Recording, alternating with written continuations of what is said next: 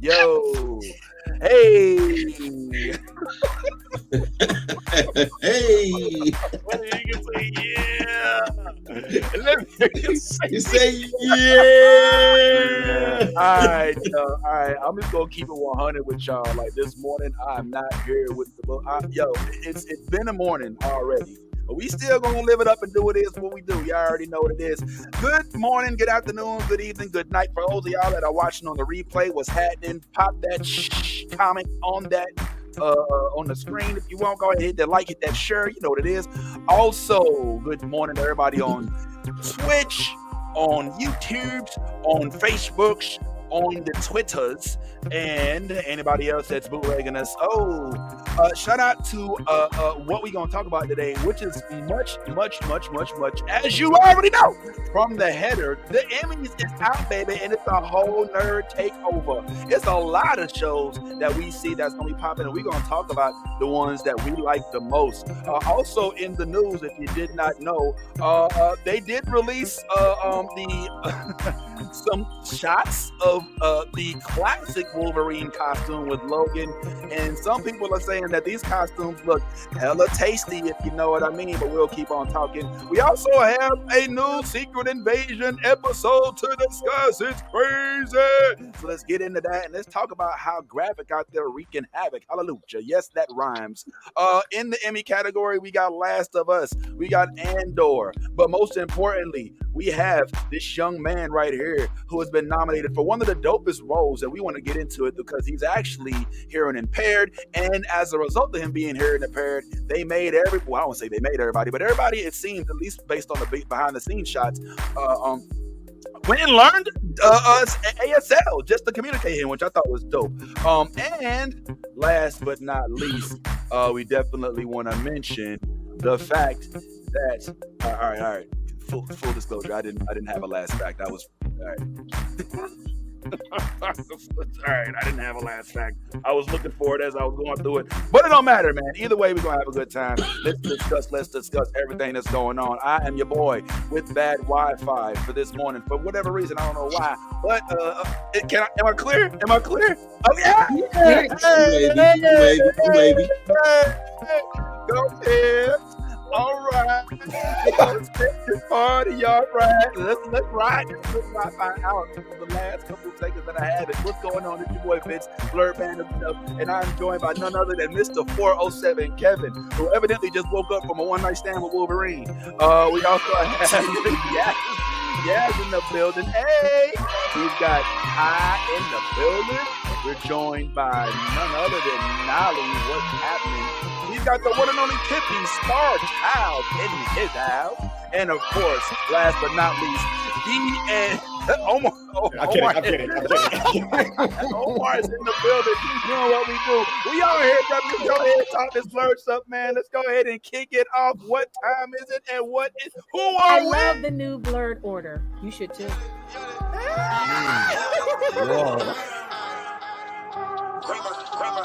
Let me get all this 10p Wayne. All the niggas rapping about the same old thing. I've been coming through with the same old game. Ain't shit changed except now I got a name. Got it out the mud but we got no stains. Cold ass bitch with a gold ass chain. The girl call me daddy, not my government name. Money on my mind, got them bands on my brain. Let me tell y'all about a nigga I know. The nigga stay clean so he always got hoes. Light skinny bitches like Bitch done seat, but it never said no. Pants in the oh shit! Let's shout out Mouse, friend. Can we shout out Mouse? We gotta one shout time? out We Mouse. gotta shout out Mouse for that. Yo, one track, time man. for my Go boy follow Mouse, my man. putting Go it down his for the album. intro song. Wings, y'all need to go download that. Anything Mouse, MOUCE. That's my dog. Shout out to him. And We one gotta time get for Mouse my on him homie one OG. day, man. Yeah, you know. I mean, I don't know what Mouse is gonna talk about, but we'll definitely rap with Mouse ASAP, as well as we'll rap with all of y'all about what's going on this morning. Now, I ain't gonna lie to y'all, man. I'm not a huge Emmy person. You know what I'm saying? I'm not a huge guy into award shows and stuff like that. But this year seems like it's kind of special because it almost seemed like it's damn near a nerd takeover. There are shows on this Emmy nomination list that I see that are completely under our radar, guys. And so I just want to say real quick, We will more than likely chat on some of these. I mean, we definitely going to chat Secret Invasion. We got to talk about Gravik and his Havoc. We definitely got to talk about. I have a confession about Secret Invasion. I'm going to go ahead and say it now, and then we can talk about it later. But I think I may have actually had a change of heart about Skrull Rhodey. I kind of like him a little bit. Skrull Rhodey. You mean her? You mean her? Oh yeah. Well, her. I'm sorry. All right, my bad. I'm gonna yes. Okay, in my place I am. But yeah, I'm low key kind of feeling Skrull Rhodey. I was like, she's slick as fuck at the mouth, yo. This I'm like, yo, Skrull Rhodey. I feel like you feeling her in another way. I feel like you're attracted to her. Like you. It's like, the same hole. I'm feeling like I'm feeling like we asked that question. I think we should ask that question this week. Would you mess with a Skrull in their true form? I think we asked that. Enough of that, man. No, but we had Huh? All right. Well, listen, we already know what you would do, and we know Yes, how you I would definitely yourselves in an instant. Like, oh, excuse me, this is a family show. Goddamn it, I got to quit with the motherfucking cursing and shit. But anyway, let's go ahead and chat on that in a second. I really do want to go over some of these Emmy nominations just because they are in our wheelhouse. Unfortunately, I didn't have time to put them all on the screen, but I do have some listed here. On the list of Emmy nominations, let me just name some out. And I want to shout out Nolly, our faithful New Blurred News provider, for hitting us up on game with regard to all of these nominations. Fresh from the gym. Yes. Deadlift. Let's do it. So we've got Andor, which is nominated for Best Writing Drama Series. We've got The Last of Us, which is nominated for Best Writing in a Drama Series. That movie, which I don't have a picture of it, but Prey, which was like a prequel to Predator, which was dope as hell. Yeah, it was. Nominated for Best Writing for a limited anthology series, which I don't know what that category means, but it is a category. Best Directing for Drama Series Andor and The Last of Us. This is what I'm trying to tell y'all. We cleaning up. Pray again for the Best Directed for a limited anthology series. Intergalactic by Kid Cudi.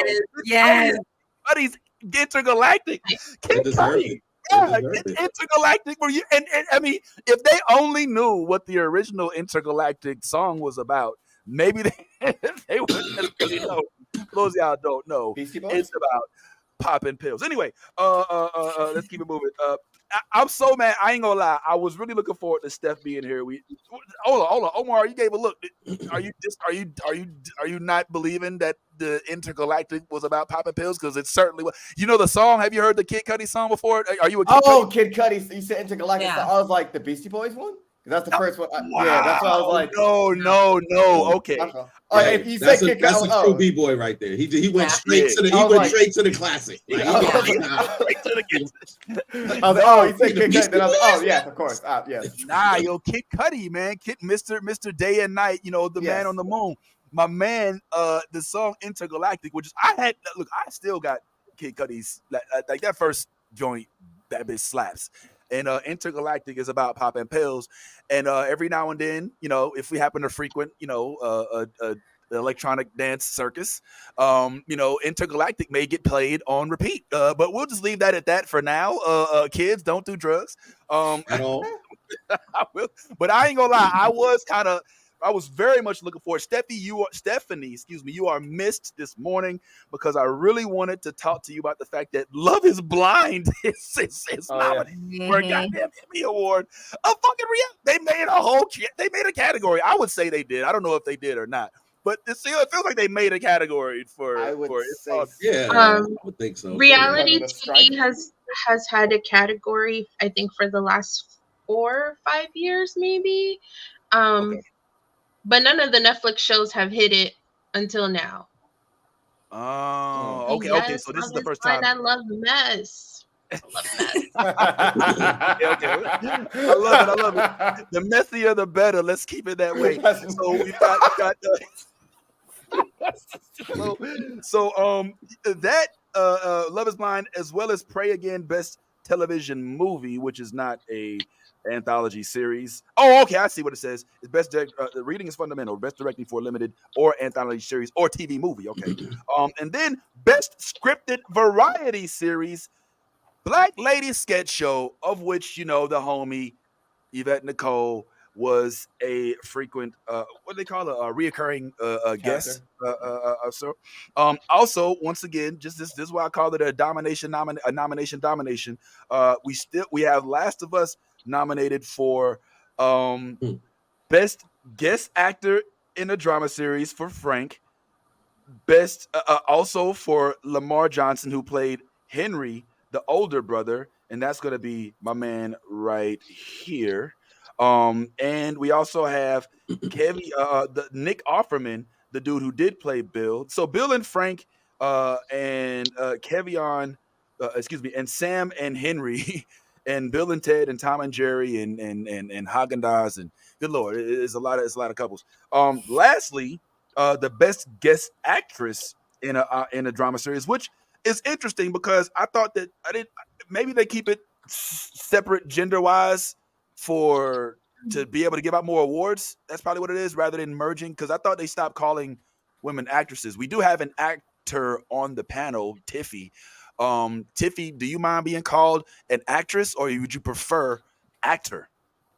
Oh, it doesn't matter. Oh, okay. All right. Spell her name correctly. Spell her name correctly. No, I mean, I just don't call her. It doesn't change what I do. So. Yeah, just don't call me Tiffany.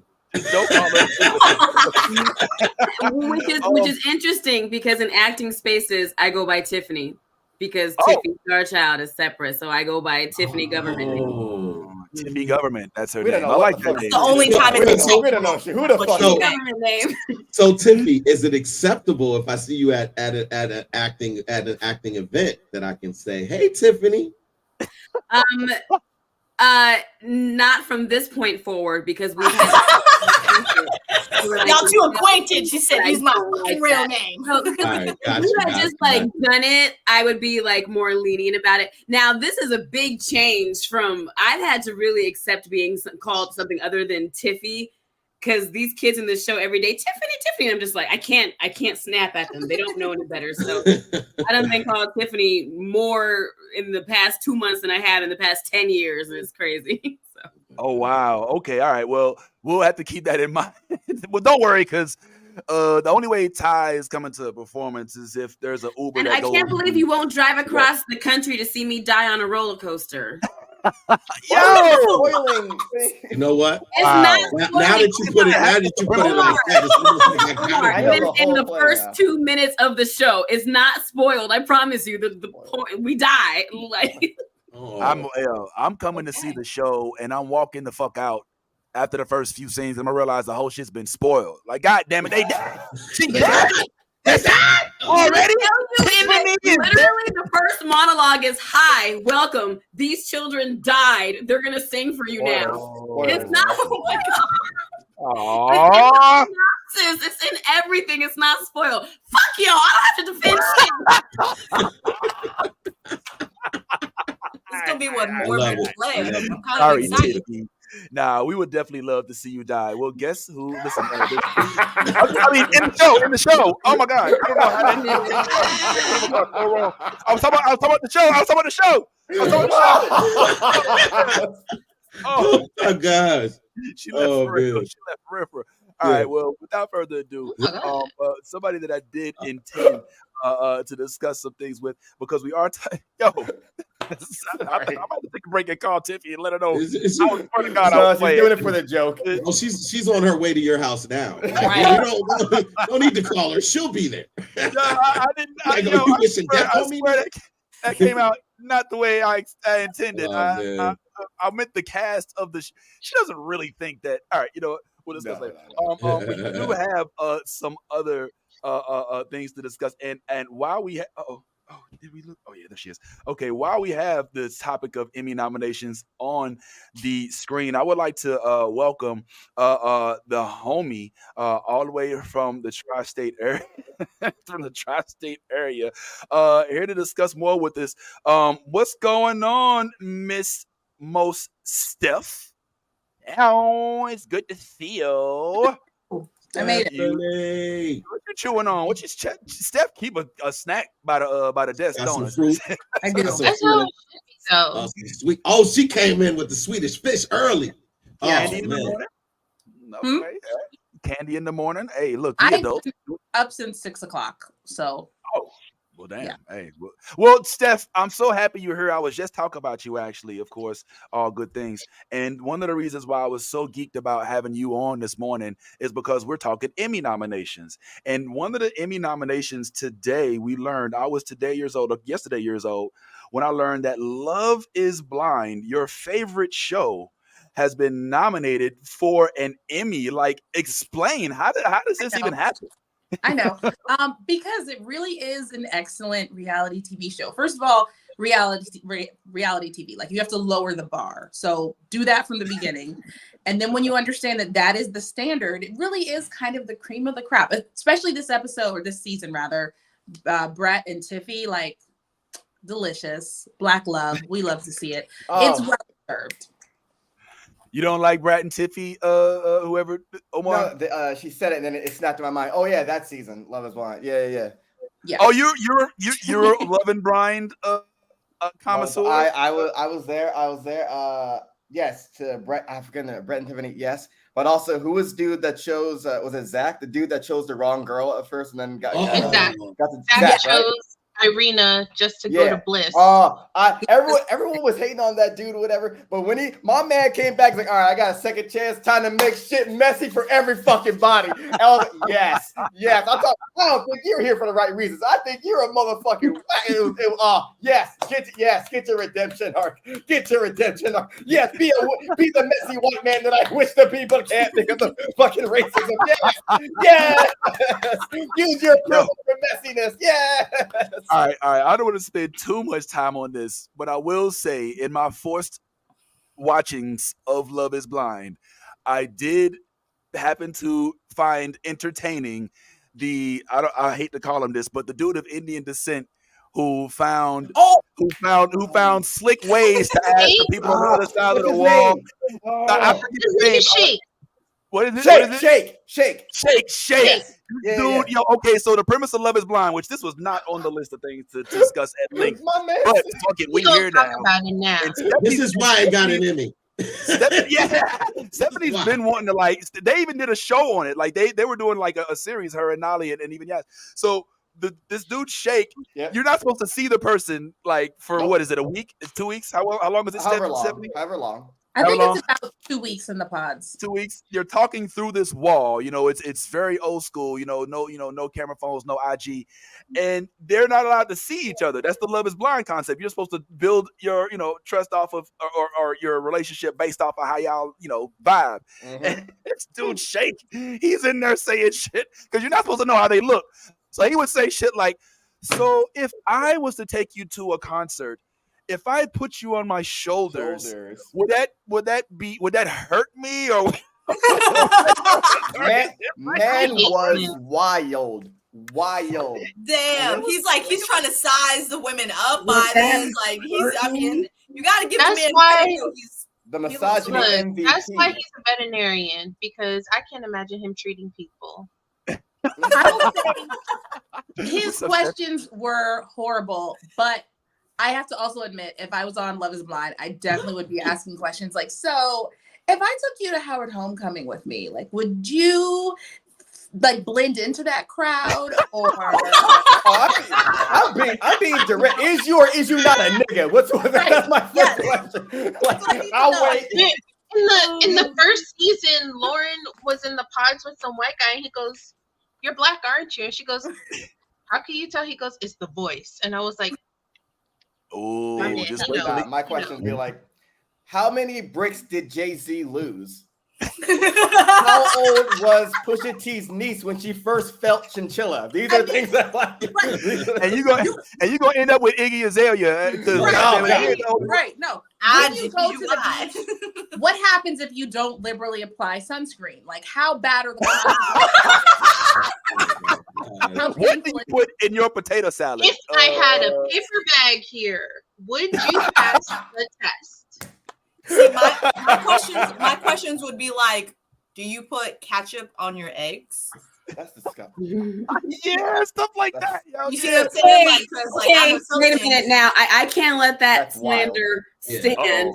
Ketchup on eggs can be That's wild. quite delicious. I was Are they about to say scrambled? that. Is it I just was scrambled about to eggs? say that Oh, too. we lost Yo, Tiffy. Oh nah, no, we nah. She's Tiffy. smiling. Look at the Yo, smile. I'm gonna Wow. shoot. Are you there? It's real. Let me find Ketchup out. on I eggs don't is really even eat What was eggs. the name of the ketchup that you hate, Omar? Kessinger, fuck that dude. That dude's That a is racist. that That is the dude's a most fucking- delicious That ketchup I've ever. motherfucker, he owned that was- slaves. Oh That man, motherfucker had God, to. I can't wait to go back to New York and get some more of that Kissinger, ketchup fuck that guy. specifically. With It his was monocle. So Fuck. good on some shots. It was delicious. It's horrible. Yo, Delicious. This man has Go ahead. no taste. He doesn't even like soup. I just want to second that motion that Tiffy has about, because listen, let me tell you how it happened. If you've ever eaten hash browns and you've had or tater tots or whatever you want to call it, Speak but on if you've eaten that and you had eggs on your plate next to you. next to it, the ketchup might get on the eggs. Might get on the eggs. Now when you just go ahead and put that egg in your mouth with that ketchup, you discover that it actually tastes pretty good, and you might put ketchup on your eggs. I'm Okay, ready. but let me. You don't let me put ketchup on your bacon, egg, and cheese? No, That's different. No, Why? I don't do How that. is that different? It's different. That's That's just how you order it. It has Yeah. to be bacon, egg, and cheese, salt, pepper, ketchup. So ketchup on eggs is not this crazy flavor. It is absolutely It is. crazy. Exactly. It's not. Oh, we're gonna. Tiffy's gonna log off spicy. Pine Island has ketchup and eggs, and we're gonna be very happy. So fuck y'all. Yeah. Funny Yeah. story. Yeah. New York eggs and ketchup on me, Tiffy. Yo, well, yeah, both of y'all probably drink Miracle Whip too. God damn it, y'all motherfuckers do some other shit. No, goddamn. I don't even Miracle like Whip is a Miracle Whip. delicious condiment. My grandmother. Hey, yo, Kev. Now you have Kev, you have notoriously grown up around the whites. So I'm curious, my friend, if you had a chance to be on Love Is Blind, which I know you wouldn't right now because you're in a loving relationship. Shout out to the homie Ash. But if by chance you were on the other side and it was Ash you was talking to, would you do some pre-qualifying black questions? And if so, what are your qualifiers? You muted. The first thing you want to do is talk out loud. Kevin, you're muted. Yeah, we hear you now, bro. We hear you. My bad. This whole time, I was like, how come no one's responding to me? Oh man. So many hot takes. I've had so many hot takes. I was like, yo, Tiffy's being so nice to me today. I'm shitting all over ketchup and eggs. You have something to say? No. I'm actually in support. I'm actually in super support. Right here. I'm here for you. Come on. So I grew up around the whites, but I also grew up around Hispanics too. Like the area that I live in is like super Puerto Rican. So if there's mayo next to anything, it better be mayo and it better be ketchup. So that's the only way that we get away with ketchup on shit is if you mix it with the mayo and now you got the mayo ketchup. So I'm here for that. But as far as pre-qualifiers for Love Is Blind, I think there's two differentiators. There's Black American and there's Caribbean Black. My girl is Caribbean Black. True. So I gotta ask if she could whine. I gotta ask what she know about Carnival. I gotta ask if she curries her chicken or if she chickens her curry. These are qualifying questions that I gotta know. So word. Yeah. All good questions. You know what I'm saying? And I'm glad you did break down the diaspora and make it known that African American and Black are not necessarily mutually exclusive. You know, like there's a lot. And Nolly be the first to tell you that there are certain people of certain persuasions that like to say they not Black, they or whatever nationality they is. My people are the guiltiest ones, okay? I see you, Dominicans. I see you. Damn. I see you. Damn. How they say it? What they be saying, Nolly? What they say? I know Black. Dominican, I know Black. Baby, right now you be gone. So what is it? Either I'm blind or you're Black. Let's I'm be for real. You know, it's Be- so funny. You said that literally. Like, I have a whole Dominican side of my family, and that they're all light skinned too. So they'd be like, "I'm not black. I'm Dominican." Like, you know, Yeah, it's which oh is god, always- Like, that my was mom is fucking white hilarious. Dominican. I'm done. She Well- is white. She is blonde haired, light hazel eye, white Dominican. White. But my Cool. daddy, black Dominican. And so I got both sides of the family. I'm like, y'all stop. Just stop talking. Just give me space. Yo. I can't do this. Can we further? Does it break down any further? Because I'm just like, man, am I like a California black? Like, what's that like? Yes. Yes. Yes, I think you are. You got to be careful with that. California blacks are California raisins, and I don't like that image for you. I don't think you're a California raisin. Oh no, Like- please! We've lost Tiffy once Kevin, today. you're about to get fucked up. You were. I'm trying to say she's not that. I'm trying to say she's not that. I'm trying to pay her Good job, good job. compliment. You're definitely doing yourself favors. I think Tiffy is like 3 minutes away from morphing into one of our screens. Right there. Yeah. There's everything has like its own section, right? Like in California, like in New York, you'll say son. In the Midwest, you say fam. In California, you say cuz. So like everyone has its own little like thing. There is definitely California black. There is definitely like earthy shit. You know what I'm saying? Like avocado and whatnot. Like there's definitely, which is it's not bad. I like avocado. Yeah, it's not a bad thing. Like no, it's Don't we all like avocados? Yeah, I'm learning a whole lot about Don't Tiffy. all like avocados. I do. I Only love for avocado. Christmas. My favorite. I like think Tiffy is Fun She's and farmers California It's black, not baby and then- food. It's avocados. Sorry. Stephanie, what kind of black? This is going out of hand. Let me stop. I did not intend you're to black. ask everybody Name what you're kind of black. black they were. I'm New England black, no question. Woo! Oh, Suburban New England black. Oh. Specifically. Oh, Nice. I'm the kind of black girl, and I know it, and I claim it, and I'm fine with it. Oh wow! What I guess that would that also make bad Thai New England black or New England beige, or No, how New does this work? New York. He's not New from York New black. Whoa. he's from Florida. Whoa, Oh no, no, he's from no, New Jersey. no. Yeah. First of all, I don't like down there anything. stuck I in don't the like. NYPD. Let's be clear. Yeah, I that's don't New like York. anything about New England. I'm a New York Jets No. fan. I can't. The word. I don't even like to say the word too much. So Mm. where is it? So listen. Where are we getting this suburban New England beige thing we talk about here, man? That All right, guy is my New bad. York black. That's different. New York Yeah, black. it's just that came off screen. The off-screen saying of it, but yes, accurate. Ty is like iced tea. Ty is California black. I don't. Yo, this dude is literally. Ice T's from New Jersey.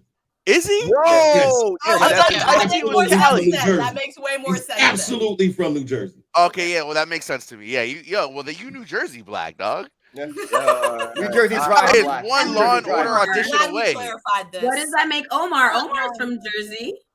I'm from Jersey, Omar's but I moved around a lot, so I'm like East Coast blacks. I'm like tri-state black. Patterson black. He's like with avocados. Oh God. Oh He's not God. Patterson. He's not Oh God, Patterson. that's a survival, man. I'm survival black. I'm a nerd that survived in a nigga environment, man. Jesus Christ. Jesus, that's my black. Look, I ain't got nothing special. I'm just regular black. I ain't got no, you know what I'm saying, seasoning, nothing special, You're you know what I'm saying? Florida But I am, I Yeah, rep it's very the Florida black. Midwest, but I've been in Florida so long that I have to rep it because it's on my license. And I'm not gonna be one of those dudes. I'm not gonna be one of those dudes who's been in a state and refuses to rep because I, moved. It is what it is. But interesting topic. Especially learning about Tiffy, who loves avocados. They're who so loves, good. They You are. can put them on so many things. You're right. like What Like if they're pita brown? chips, bread, Toast, sandwiches. tacos, Yeah. fucking sandwiches. But They're delicious. Put avocados it in a have- quinoa bowl. Avocado One is day. trans fat. It's good fats for you. Actually helps you lose weight and boost your metabolism. On a Dog, read about it. Sandwich. but she probably puts ketchup on the avocados. Doesn't that kind of take away? I don't think I feel like you're just trying to be sassy right now because It doesn't even make sense, and I don't want to lose respect for you. Well, there's a reason. It's a way into a segue because, believe it or not, condiments has also been on the minds of some folks that have been out there.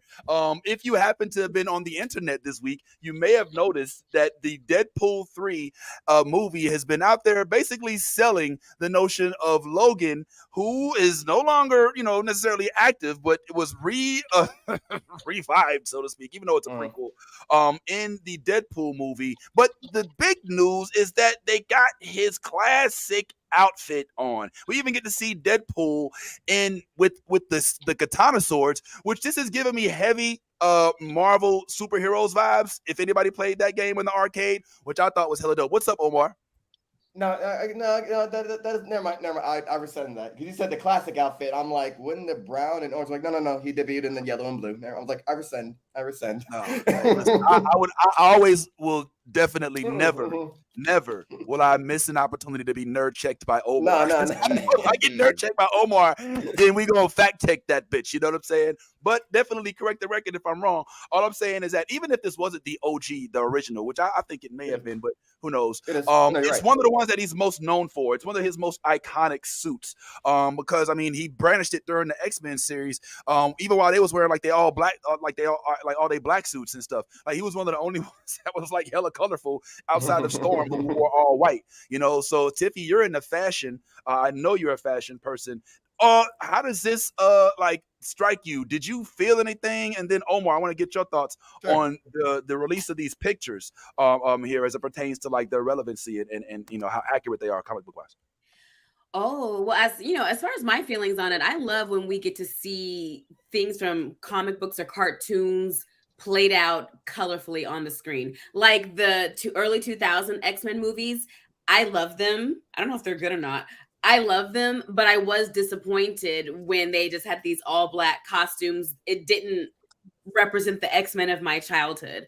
So I'm not against it. I think that you're asking us to believe a lot in these scenarios about these super powered humans. So make them colorful. Why not? Why can't we just stretch into that as well? So I like it. I like it. That's a good point. I like that. And that is 100% true. Like we don't really get to see the ones that we saw on the X-Men cartoon. Omar, what say you about this, man? Any feelings about the release of these photos? I think the one we saw was the Grant Morrison run where it was like a little bit more modernized and whatnot. Because like, all right, it was like the X-Men were doing their like publicity image, then we're changing things.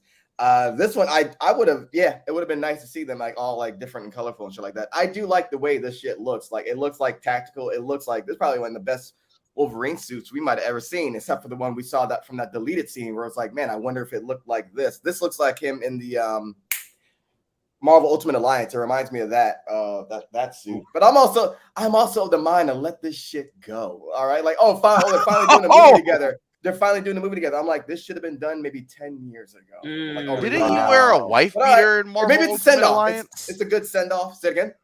Omar, didn't he wear a wife beater and blue jeans in Marvel Ultimate Alliance? You talking about the PlayStation game? I'm talking about I played it on GameCube. Was that not an alternate outfit? He definitely had the blue and gold. Okay, so yeah, this was during what was that phase of Marvel called when they were all just wearing like normal stuff? They had gotten away from the regular costumes. I'll come back to it. Forget I mentioned it. But I know that there was alternate skins in there. Yeah. Either way, this outfit is dope. What do you think about it, Ty? I mean, when I saw it, I didn't have any immediate feelings about it, but then I thought about it and I was like, this is what they've been clamoring for. Like since the very first X-Men, people go in the yellow suit, the blue sloop, and bloop, bloop, bloop. So finally they put it out there and here it is. You know what I'm saying? What you think? Mad late. If I've been asking for a father my whole life, oh my God, and then my daddy comes when I'm 50 and is like, "Hey, son, I'm ready to be a dad." Nah, nigga, you been gone. No, bro. No, I don't need you no more, dog. I learned how to do taxes on my own. I got not mad the late taxi. because the first X-Men came out in 2000. We've been asking for Hugh Jackman to suit up since 2000. Yep. It's 2023 Meanwhile, now. I'm soft and desperate, so I'm like, yeah, come on home, Dad. Yeah, nah, fam. I already been with mad different. Like, no, I've had super different relationships. I've been with white girls, Asian girls, Puerto Ricans, black girls. A lot has changed in my life since. Are Hugh we Jackman your therapists? Who is Yeah, like Because I want to be paid for that before I address what you just said. I just want you to go sit down somewhere. I'm so sick of his little Australian ass still trying to get up in the suit. I want a new Wolverine. What? I'm sick of him. Get to the root of it. Get to the root of it. I back that. And you know what? While we're on the subject, I used to love Deadpool. Deadpool used to be my favorite character until all of Marvel became Deadpool. Everybody is cracking wise now. Everybody is hilarious. Ryan Reynolds, he's not even the funniest nigga in the MCU anymore. Shit. Oh, wow. Deadpool got to get serious now. He got to do a complete 180 because Star-Lord, Thor, and everybody else thinks that Rocket Raccoon, everybody's the funniest nigga in the MCU. I'm sick of it. Who's the funniest then, Kev? Ooh. The funniest person in the MCU, The Rock from Thor, the Tiki Waititi. Korg. Yeah, that nigga hilarious. I love his dry sarcasm. Korg so dry. Piss off, Ghost. Korg is so funny. Korg is like organically funny to me. I feel like the MCU, a lot of it is forced and a lot of it is in the writing room. Korg just feels like naturally funny to me. Oh, okay. You agree with that, Omar? I can agree with that. Yeah, it is it's almost like we saw this thing works. Let's use it out for everybody, and it's like it doesn't have to be that way. Listen. Yeah, I mean, listen. I like Marvel when Spider-Man and Deadpool were the funny ones, where it was like almost too serious. Everybody's serious, and then Spider-Man's talking to Moon Knight and he's cracking wise. Deadpool is breaking the tension, but now everybody's Deadpool, so Deadpool has been watered down. As if everything is funny, then nothing is funny. Exactly. Ooh, this is a strong point. This is a strong point. But Ty, I'm still curious. What's your thoughts about the outfit and about the release of these photos, homeboy? I mean, you know, I was one of the biggest champions for Hugh Jackman's return and everything like that. And then I see these photos and you know me. Ageism. Yeah, boy, he's like, too old. Like, if he's over 30, how is he still alive? Listen, I'm gonna be honest. That whole photo would have really set it off for me if he had the mask on. Mm-hmm. Like that would have probably popped differently if he had the mask on. But the fact that you kind of see this old washed up version of what, man, that's it. I don't feel threatened by him. I would, like even with the knives, I might take a chance. Like I feel like that old man strength. I feel like I'm pretty strong. He looks like he got bad knees. Like I feel like if I can last the first two swipes, I got a good chance to fuck Wolverine up. His old ass kid. I'm telling you, one day, guys, we're gonna log on, and Ty's not gonna be here because we're gonna learn that he went and beat up everybody at an old folks' home because he has such hatred towards people over the age of 38 and thinks everybody should just start collecting Social Security and just get on up out of here. I don't know what it is, but I don't mind Hugh Jackman. I'm happy. I know that this has happened before Logan, which is weird because he's older. But he's not old. Really quick, Logan thing.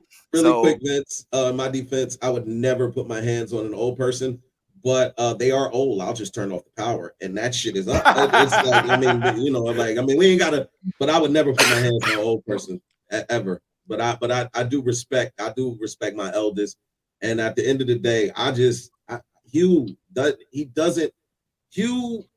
I think the best version of Hugh that we got was when he played in the movie Wolverine, and he did the whole and he was flexing, and it was like he was still Hugh. He was still was still in that tip top shape, in that form. Like I might have had to be like, I might have to work out a couple of weeks before I challenge you. You know what I'm saying? But on some real shit, like when I see those photos, like it just doesn't do them a service. Like even down to the tattered uniform. He's got knee pads on, my nigga.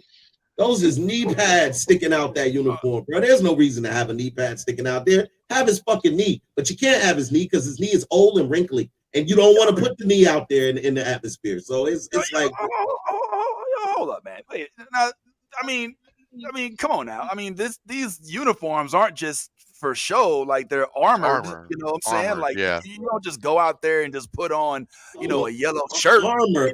Hold up. We talking about armor for a nigga that's damn near indestructible. Just because you can take a hit doesn't mean you want to. I mean, shit, bro. Like, calm the fuck down. Like, hit you in your knee just because it's indestructible. This nigga's name is Wolverine. Time out. Like, yo, let's get some straight. It's Wolverine. Yes. You know what a Wolverine is, sir? It's a small animal that's it's a little punk-ass badger. The most aggressive animal. I don't think Wolverines have knees. No. What I'm saying is not afraid to get into any. They go straight in. They don't worry about no. Okay, all right. More of a honey badger? What'd you say, Omar? Isn't that more of a honey badger? Oh, perhaps you might be right. I'm behind on my. They're all the same thing. They're all like punk-ass rodents. Either way, it's small and furry. But it don't matter, bro. Like if Lawrence Taylor, let's go old school NFL, or let's say the refrigerator Perry, if you will, can run through an offensive line like nobody's business. It don't mean he's gonna do it barebacked. He still wants his pads on, homeboy, even if he can withstand all of the pressure. So, like, don't knock this man because he's got a knee pad. My God, like, knock him for his age, but Jesus, like, for his age, not his orthopedic shit. Yeah, man, Jesus. I mean, they knock him for having bad knees, sure, or maybe needing, some sort of ointment. But damn, just because he's wearing protective armor like everybody else, I mean, good Lord, man. Yeah. I mean, you did ask me my opinion on the picture, nigga. Like, I mean, goddamn, man. You don't have an opinion. That's my opinion. I think the shit looks really corny. It's not what I was expecting as far as what they would have brought back. Like, don't pull those pictures right now because it doesn't do it justice and make me want to rush to go see the Deadpool and Wolverine last saga. Like, that's you're in luck. I heard that movie is mad delayed because of the writer's strike. So I think they were just putting that out, or it either leaked or it was a publicity stunt to keep people interested in it. But I don't think that movie's coming out anytime soon. Yeah, I think you're right. And the writer's strike, as well as the actor's strike that is now coming about, is definitely having an impact on all things that we tend to like. A lot of shows. I mean, even I asked Tyrone in the future to maybe come on and talk because he's active in the WGA. Like, he's out there picketing. He's like, yo, I remember he got in a group. He's like, guess what, guys? I shut down your favorite shows. He was like, hey, thanks, bro. Appreciate what you're doing, man. Good on you, man. He's doing the Lord's work out there. But yeah, I'm so sorry. Decepticon attack in the chat about Hugh Jackman. He's just gonna be older after the delay.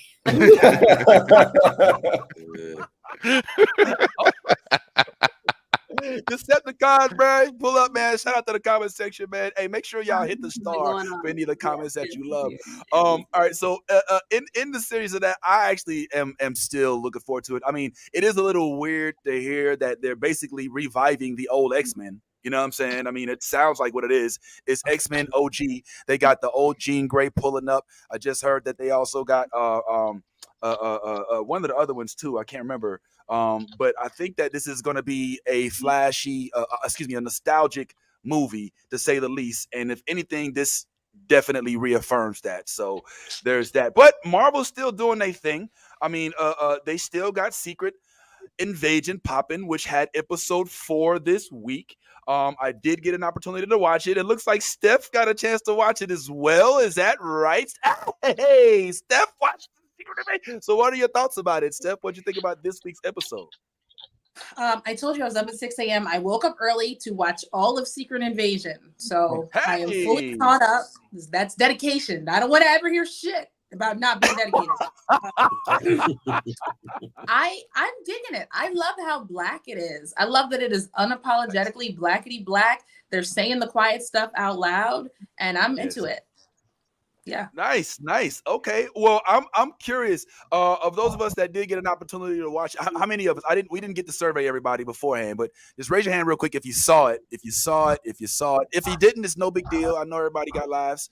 Okay. All right. So 6 of us. That's pretty good. That's pretty good. All right. So I'm gonna go ahead and put this up, and then when I bring it down, I want y'all to give me a thumbs up if you liked it, thumbs down if you didn't, or meh in the middle if it was whatever. All right. We're gonna go down in 3, 2, 1. Yeah. Okay. Oh, okay. Well, Ty, it sounds like you're at an even kill here, homeboy. What didn't do it for you, right quick? Or what was your thoughts about it, just overall? Some background stuff. I got it. Really, I'm looking at the totality of the series, and for me, when the totality of the series hasn't really been up to par, and then you give me a subpar episode, I'm just not that impressed. A lot of what went on in this episode, I already really figured that out. Like, and that's just my assumptions because of the way Brody's been acting from the jump. It just seemed a lot extra, to be honest, and it continued. So it made sense that Rhodey is a Skrull, and the fact of the matter is that I've already had the type of love for Gravik as a badass. I told you I was kind of already like, feeling dude and how, pause, but you know what I'm saying, like how it was how he's been portrayed in this series. When it comes to our guy, Nick Fury, it's still very it's like even down to the scenes that he had with I don't know her name. What is his wife's name? Anybody know? Scylla? Is it Scylla? What is it Priscilla? Priscilla. Okay, Priscilla. All right, so even down to their interactions, I thought the scene when they had the guns pointed at each other, and they both decided not to execute each other. I was like, that's another missed opportunity. You know what I'm saying? Because if you're already moving slow, in order to bring me back, you're gonna have to start speeding it up, and it's still got this kind of pace to it that's still slow. So it's like, you got what, one more episode, two more episodes we have.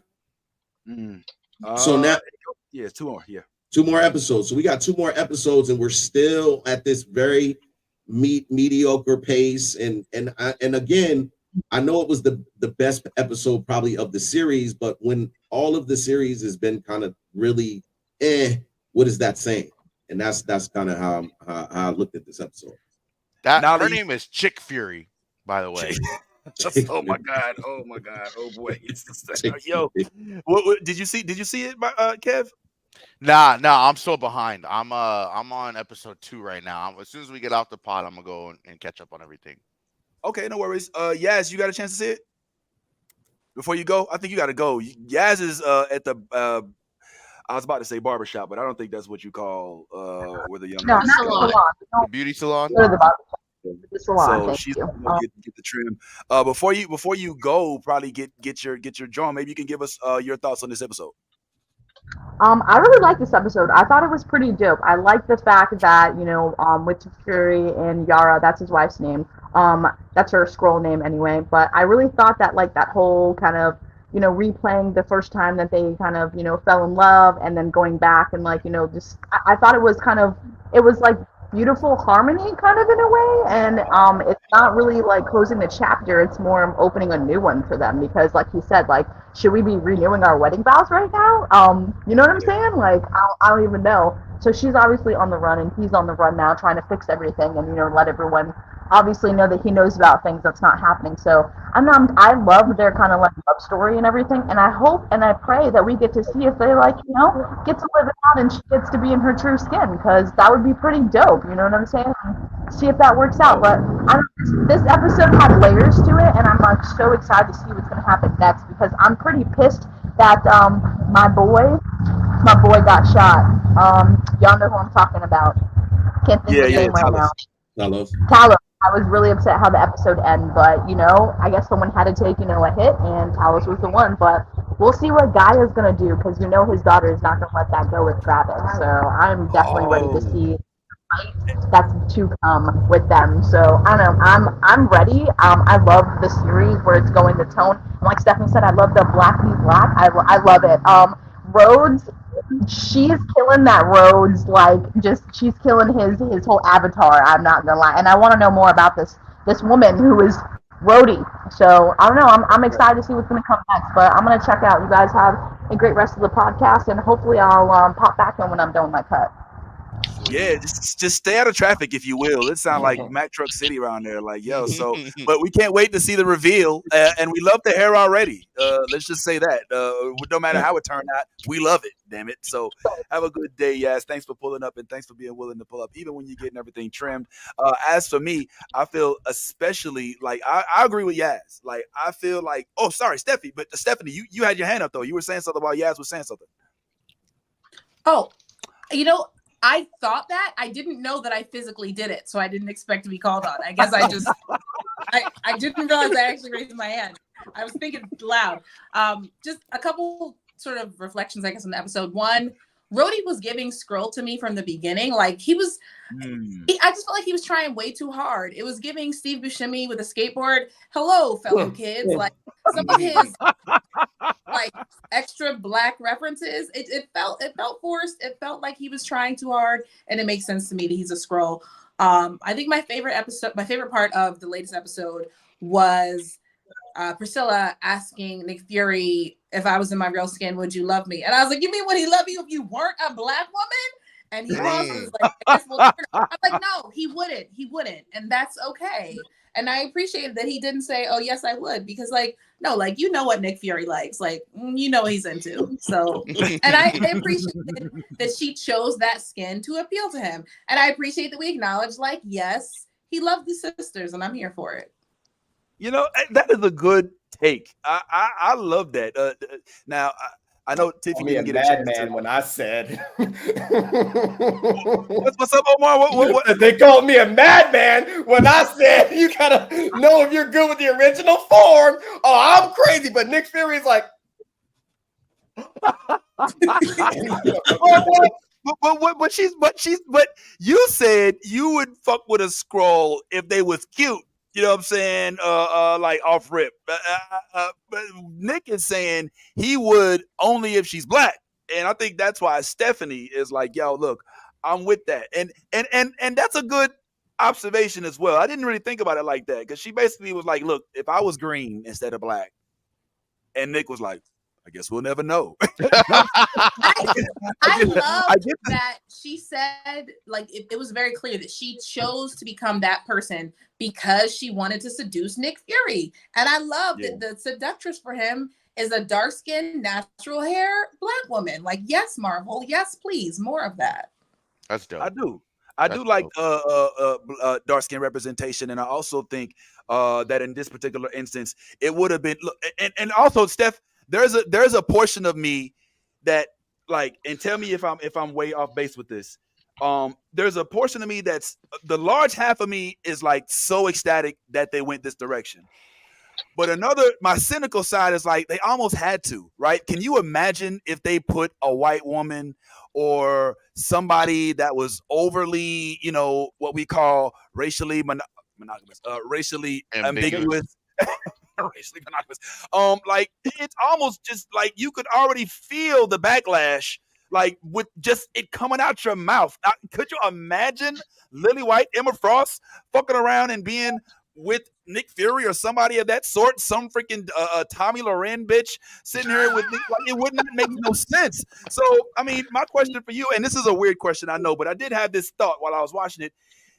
As much as we love it, did they almost have to, in a way? Go ahead, Omar. Technically, the white Nick Fury from Marvel 616, his wife is black, and his son is the Nick Fury we have now that looks like Samuel L. Jackson, Nicholas J. Fury. So technically, it's canon. I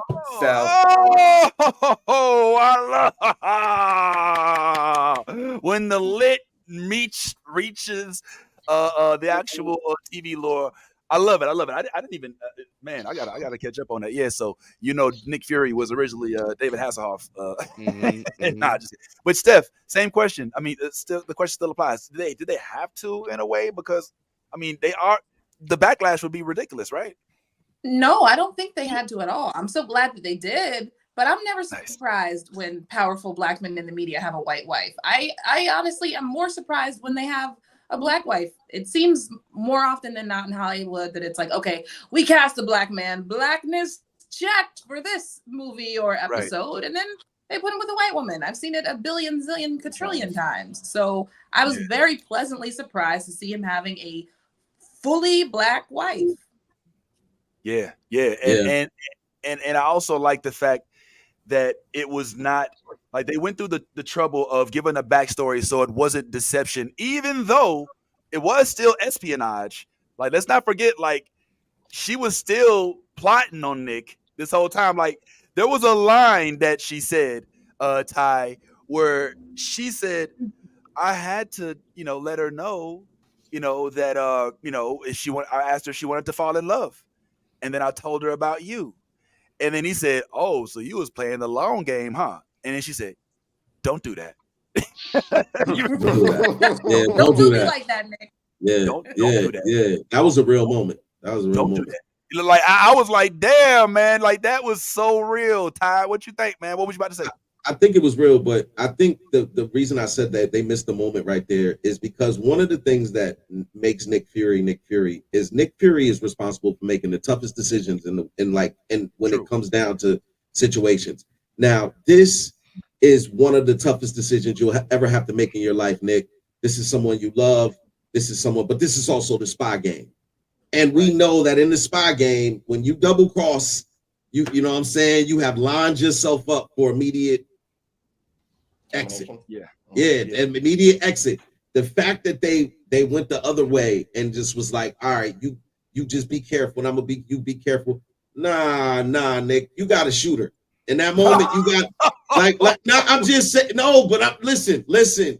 Because again, we're getting this version of Nick Fury that we've never seen before. Like, everybody's talking about the entire episode. They were talking about how he's washed up. He's not the version of himself that the Nick we all grew to know and respect and fear and all of those things. That's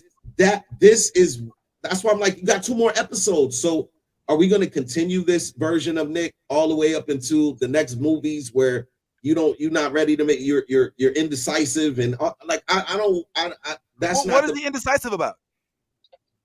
Well, that's kind of what I just gave you the whole scenario of in the spy game, in the espionage game, in the game that they play. This is something that you literally get terminated for. The double cross, when you find out who the mole is in every spy movie that you've ever watched, that mole no longer gets to live. They get to either die or they run away and you find them later and you kill them. But they die. Like, you don't. This is in that moment when she put that pistol on the table. When he called it, like, oh, so you came in here to kill me, and she put the pistol on the table, I was like, she was gonna kill you, nigga. She was gonna kill you. I mean, was she though? And plus, no disrespect, but I didn't like the way she put she didn't really hold it like it felt like she was like, she held the pistol like it had boogers on it or something. Like, it was a weird way to hold the pistol. Did you see it? I love you to death, man. Don't come for me, ma'am. I love you to death. Like, I'm a fan. I follow you online and everything. It was dope. But they should have told her to grip the pistol with the grip. Goddamn, like she was holding it by the bullets practically. It didn't make no sense. But I'm not gonna lie, bro. Like you and I go back like things on crack. We tight like that. But I feel like you are 100% wrong about this episode. This was the best. They didn't bite the ball. In fact, I think it would have been a mistake. Nolly, you tell me what you think. It would have been a mistake for him to kill this woman because the entire episode between last and this one was to establish that their relationship has met new levels, to show that they're not just two spies together, that there is like a compassion, there's an actual love going on between the two of them. And that was why they showed the 2012 flashback of them in Paris, where she was like, oh, if it was somebody that I knew, he probably put together this little Avengers stuff. That's my man right there. You know what I'm saying? Like, she basically is like, it's a love thing. And so that's another plot twist in this whole scenario, that Nick Fury, man of Fury, man who basically can push a button and bring superheroes on a cattle call, is found his match. He said, you were my biggest mistake. Like, she's one of the only versions of him slipping. Like, Nolly, am I tripping? Like, yo, tell this dude he's wilding. I made the mistake of being super high when I watched the episode. So when we got to that conversation, I was tearing up so bad. I was like,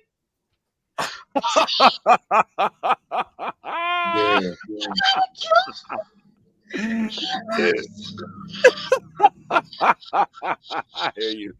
I was a mess. Okay, and then when he didn't pick up Talos, I was like, why you not picking him up? Yeah. That was sad. That was sad. This episode had me in my feelings. Okay, I was like, I'm really glad. Oh man, I don't know more. I hope you didn't cry for too long, Nolly. But I cried the whole end of the episode. I was like, you gotta kill his love. Oh my god. Oh my god. I had to turn to my man and say, would you love me if I was a scroll? What was the answer? He tells me that he would love me even if I was a worm, an autistic worm. And I was like, well, I'm already autistic, so we got that in the bag. I just need reassurance about the worm. Okay, pull on up, Mountain. We see you on way. Stephanie, what's up? I cried most about Talos because I was like, we just had a whole heart to heart. Okay. Is this how we doing? He knew last spring. Yeah, they did Talos dirty. They shot him and then stabbed him. I was like, like, damn, he got to get shot and stabbed. Like, shit. I was like, stand up, Taylor. Why are you? Is he taking a nap? I was too high, and I'll never do it again. Just kidding, I probably will. Don't say lies. Can I ask y'all a question? You're real quick, and then stuff. Yeah. In comparison to the other Marvel shows that we've watched so far, how heavily invested are y'all in Secret Invasion? I find this has been invested. It's been the least, like the other ones, like the day that they came out, the release, I was like at the TV waiting. Secret Invasions for me, this is kind of like a chore, bro. It's like a task a little bit. Am I the only one that has this, or are y'all really invested? I think Ty is in that same category, and I don't know how Omar feels about it. But I think we answered. I don't want Steph to lose her chain of thought though, real quick. So we'll come back to that. Steph, I know you had your hand up, and on purpose this time, I think. So what did you have to say?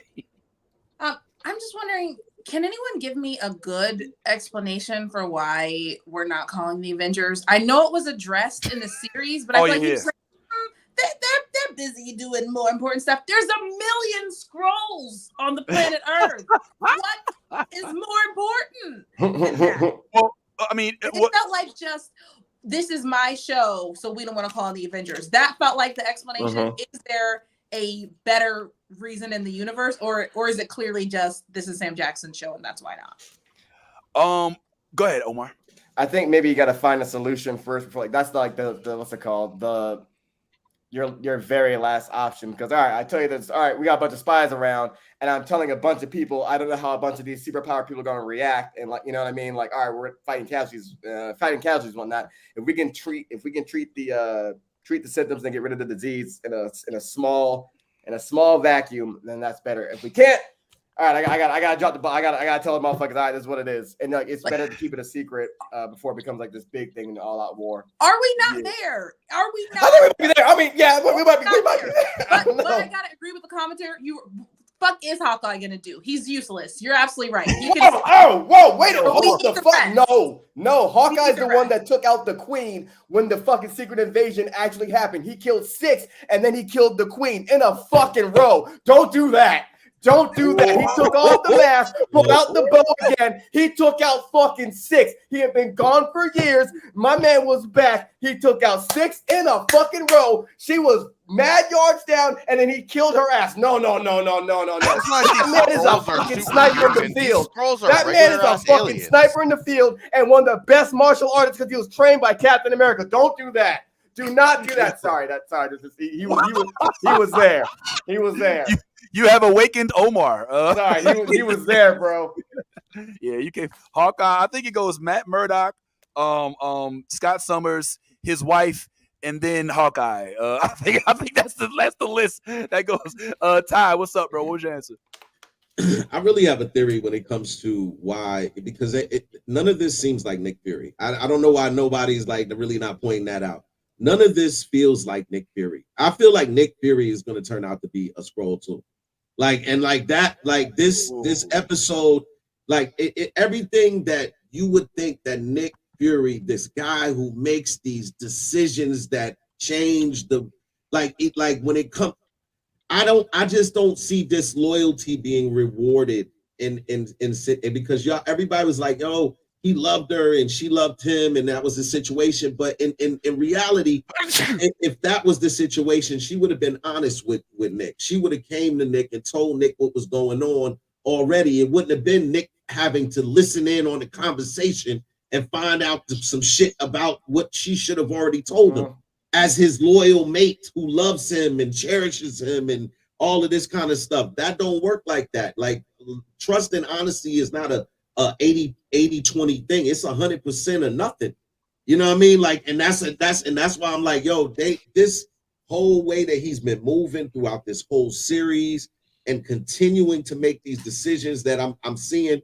He left the dude on the battlefield, like, you know what I mean? Like, Talos is supposed to be your man. You got the president who you don't even know as a matter of fact, maybe he does know that he's a Skrull. Maybe that's gonna be the low key shit we find out because the president is a Skrull too. No.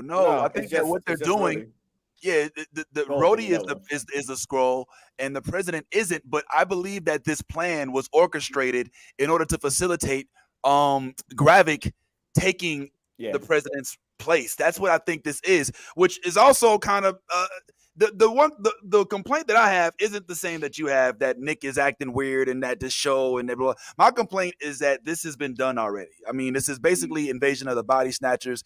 This is actually giving me strong V vibes. If anybody read the V books or watched the V series, this is literally what that is. It's aliens that can shapeshift, or in V's case, it was, wear skin and basically take over the earth because they need somewhere to stay. You know what I'm saying? They like, look, bro, the rent too high at my spot, or it got blown up and I got to come and pull up at your spot.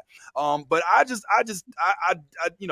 it's okay to disagree. I think that they've been very, very intentional about the notion that Nick Fury is a step or two off, and that's like a theme of the show. You're not saying something that they didn't intend to happen. He's fucked up since the blip. He hasn't been the same. He been off. It's a faction. But there to kind of come back to Kevin's question about are y'all really that invested? I am, and the only reason I am is because Marvel works as it's so sequential with regard to their releases of their content. So I'm almost certain, because one of the Avengers that was slated to be released in, I think, 2025, which is probably going to be 2026 now because of the strike, was the Secret Wars. All right. And you best believe that there will be references to whatever's going on in this 6 episodes in Secret Wars. This was also one of the contingents in not only WandaVision, but also in Marvel, in the Captain Marvel movie, we already know that Ms. Marvel is that the Marvels, we're gonna talk about Ms. Marvel later, but but the Marvels movie is coming out later this year, and they have a huge impact based on the Skrulls, especially given the fact that Marvel, the original Captain Marvel, is the one who basically who led in the Captain Marvel's movie, and now this is where we are. That was the Skrull. That was the first introduction to like Skrulls. I mean, it wasn't the introduction of Skrulls, but it was the first introduction to like a mainstream Skrull who had a long-term role in a plot before Talos. And so for me, it's not as much I'm so geeked up to watch this like I was for No Way Home or for Across the Spider-Verse. It's more like, all right, this is I have to absorb this content so that I can stay within the know as things are developed. That's to my point. That's to my point, Vince. I feel as though Marvel has us in a hostage situation where we have to watch all of their properties. We got to make sure because we don't want to miss nothing. We don't want to get in the Doctor Strange Multiverse of Madness and wonder why Wanda is attacking everybody. Oh, you didn't watch WandaVision, so you don't know what's going on. And they keep putting us in this predicament. Do we love Secret Invasion? Do we love some of these shows, or do we feel like we have to watch it so we can stay in the know for the next big movie that comes out? This is a good question. This is a great question. I will say this. I'll answer this for me, and if y'all want to, feel free to chime in. For me, I agreed with Ty about the show with regard to it being hella slow up until this episode. Like this episode, it bumped up for me about 20 30 miles per hour. Now, I'd like to ask Steph, who actually, if I'm not mistaken, you watched all 4 episodes just yesterday, right? So I'd like to know your perspective because you didn't watch it episodic like we did. Like you watched them all in a row. Do you get that same feeling? Is it sluggish and then it picks up? Is it just all like, plateau? I mean, what's your, as somebody who just binged it, like what's your opinion on the series and its developments? I enjoyed it. I think mostly just because I get really excited when there's Black people. And I was like, ooh, the hero's Black and the villain's Black. And Rhodey, who seems like the other villain, is also Black. And Nick Fury's wife is Black. So I think that's really mostly what I liked about it. But it is kind of slow. I was watching it with my man, and he was not super interested. He's a Marvel fan, but he felt like it really, really was slow. So hearing another perspective, I think I'm probably unfairly biased because of all the Blackness. So I don't know that I can really. I'm behind that. Yeah. That's a good bias to have, if you ask me. And that's one of the many things that I love about you being on, Steph. For me personally, well, Ty, did you have your hand up? I'm sorry, or were you just adjusting your hat? My bad. I was just adjusting my hat, but I totally agree. I totally agree. You totally agree. With Okay. Blackness, with the Blackness part. So what about the part about being kept hostage by these shows? Do you feel that Marvel, because in my opinion that there is some truth to it, but it also is kind of brilliant in a sense. Like I have to, like, it's almost like dope in a way. Like you gotta get that next hit, otherwise you'll start to lose your tolerance. And I don't know. I think it's a brilliant move, but is it overkill? What you think, Ty? I think absolutely, and I think it's unfortunate that there's no competition out there. That they have a monopoly on the whole situation because nobody else is dropping any content. I mean, at one point we had The Boys, we had other stuff that could contend with the Marvel stuff, and now with the writing strike. We got a lot of delays on projects, so we don't have anything. So as fans of this type of genre, we look forward to anything that drops in this type of genre. Witcher drops, we fan to that. We fan to whatever drops. But the unfortunate thing is Marvel doesn't have any real competition. So at this point, we're going to tune in to anything that Marvel drops. Marvel drops an animated series, we're gonna watch it. Anything that Marvel drops, we're going to watch it. So yeah, we are at this point being held hostage. The Secret Invasion is not that great, but we're all tuned into it. We're having deep conversations about it because this is all we have to talk about when it comes to content. So it's you could look at it as brilliant. I look at it as just doing what makes sense. It's common sense in this moment because nobody else is doing it. So it's just like, all right, well, let's corner the market. Around. My bad. I'm moving things around. I'm trying to keep us, BG. So forgive me for the. But fair enough. Fair enough. I will say this: there are some other things going on, but we'll talk about those a little later. One of those things, especially you and I think Yaz would have talked about it as well, that we're happy to discuss, is the fact that as our show has returned, we're going to talk about it later because we want to talk about something else next. But our show has returned, and I get the chance today, I hope, because I'm pretty sure that everybody here doesn't watch it, but Foundation is back. It is literally back, and I, for whatever reason, did not upload the thing, but it's okay because I'll put it up here in a second. So at the end of the day, I do think that there's other stuff out there, but Marvel is the big boss, right? Like they're the ones that run stuff. Man, I'm having a computer. I don't know what images y'all are seeing, but I have lost control of my computer. There's a scroll in my joint, bro. I'm not pushing no buttons right now. Everything is happening, and I can't stop it. Hold on, let me do this right quick. Reset, pause. 1, 2, 3, and it's Omar. Ha ha ha! We're back. All right, cool. So, but I still think it's kind of smart to have everything sequentially, and I agree with many in the comments as well. This is how comic books work. Like with regard to sequentially, sometimes you have to read what's going on in Civil War to know how they got to Secret Wars. Sometimes you got to read what happened in Ultimate Spider-Man to figure out what happened with Miles Morales. You know what I'm saying? I'm not saying that it's right, not saying that it all works, but I mean, it kind of is where it is. And also, when's the last time there was a Marvel show? Like, what's the last Marvel show we watched? It's been a minute. It's not like Marvel is out all the time. Like Secret Invasion just came out, and the last show I believe was it Moon Knight? Was it Miss Marvel? Nah, Miss Marvel was before Moon Knight. So I'm not saying that you're wrong. Nope, She-Hulk. I think I don't know. She-Hulk was after Moon Knight. Yeah, I think She-Hulk might have been the last one.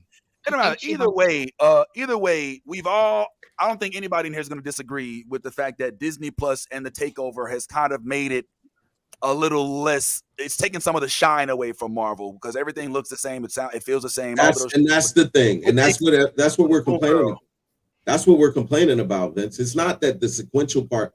We all realize that it's comic book oriented. It's the quality of the product now that you're putting out. It's when the quality starts to diminish, then and you don't have any other competitors.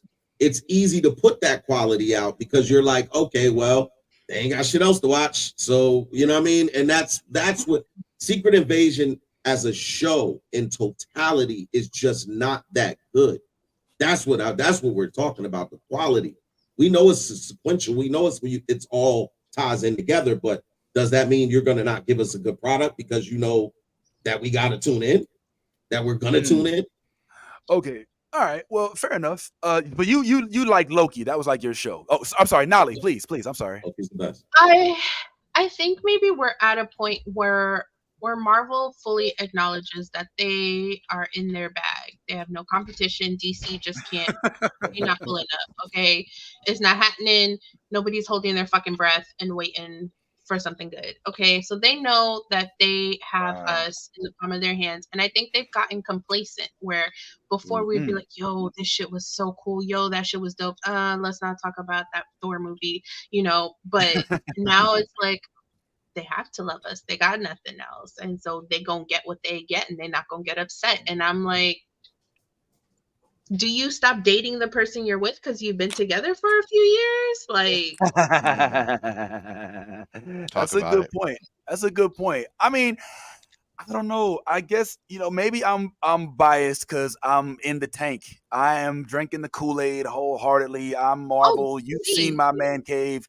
It's Marveled the fuck out. I have a live, actual freaking Nick Fury freaking cardboard cutout in my freaking house, and it's like I'm completely absorbed by this shit. So it's gonna be difficult for me to not look at things with glowing eyes. So the fact that you guys seem to have it seemed that is weaned a little bit.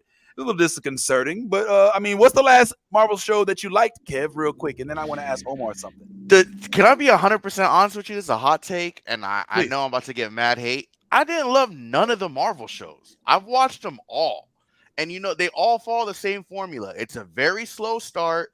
They get one really good episode around 7 or 8 where everyone's like, "Oh, yo, this is it. This is wild." And then they have the same meager ass wrap up conclusion, and then they tie in a small cameo in a movie.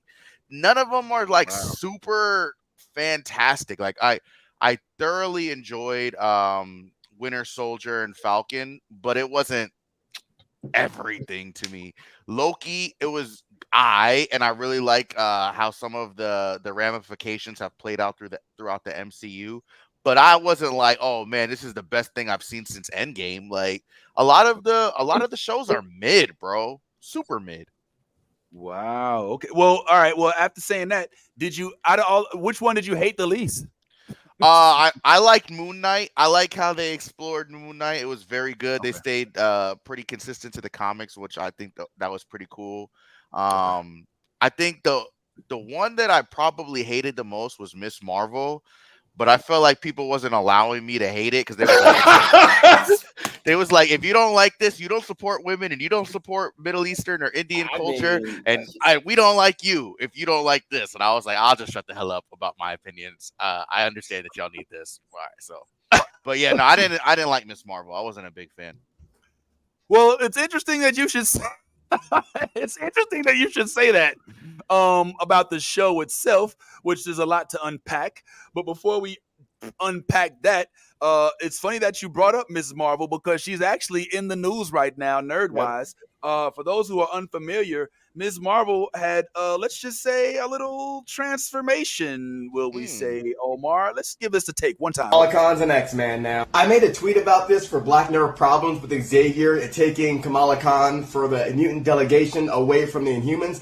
But to see it actually happen in real time is fucking embarrassing for the Inhumans, man. Nobody wants to be an Inhuman. Nobody gives a fuck about the Inhumans, man. They got Black Bolt, Lockjaw, I can't even name you, Karnak. The Inhumans just lost their best hitter. That's how important motherfucking Kamala Khan was to them and their cause. Gorgon. Okay, that's another Inhuman. Kamala Khan put the Inhumans on her back and became America's fucking sweetheart. Medusa is another one. And now your number one draft pick, your fucking franchise player for the Inhumans, is jumping ship to go over to the mutant side. Y'all suck.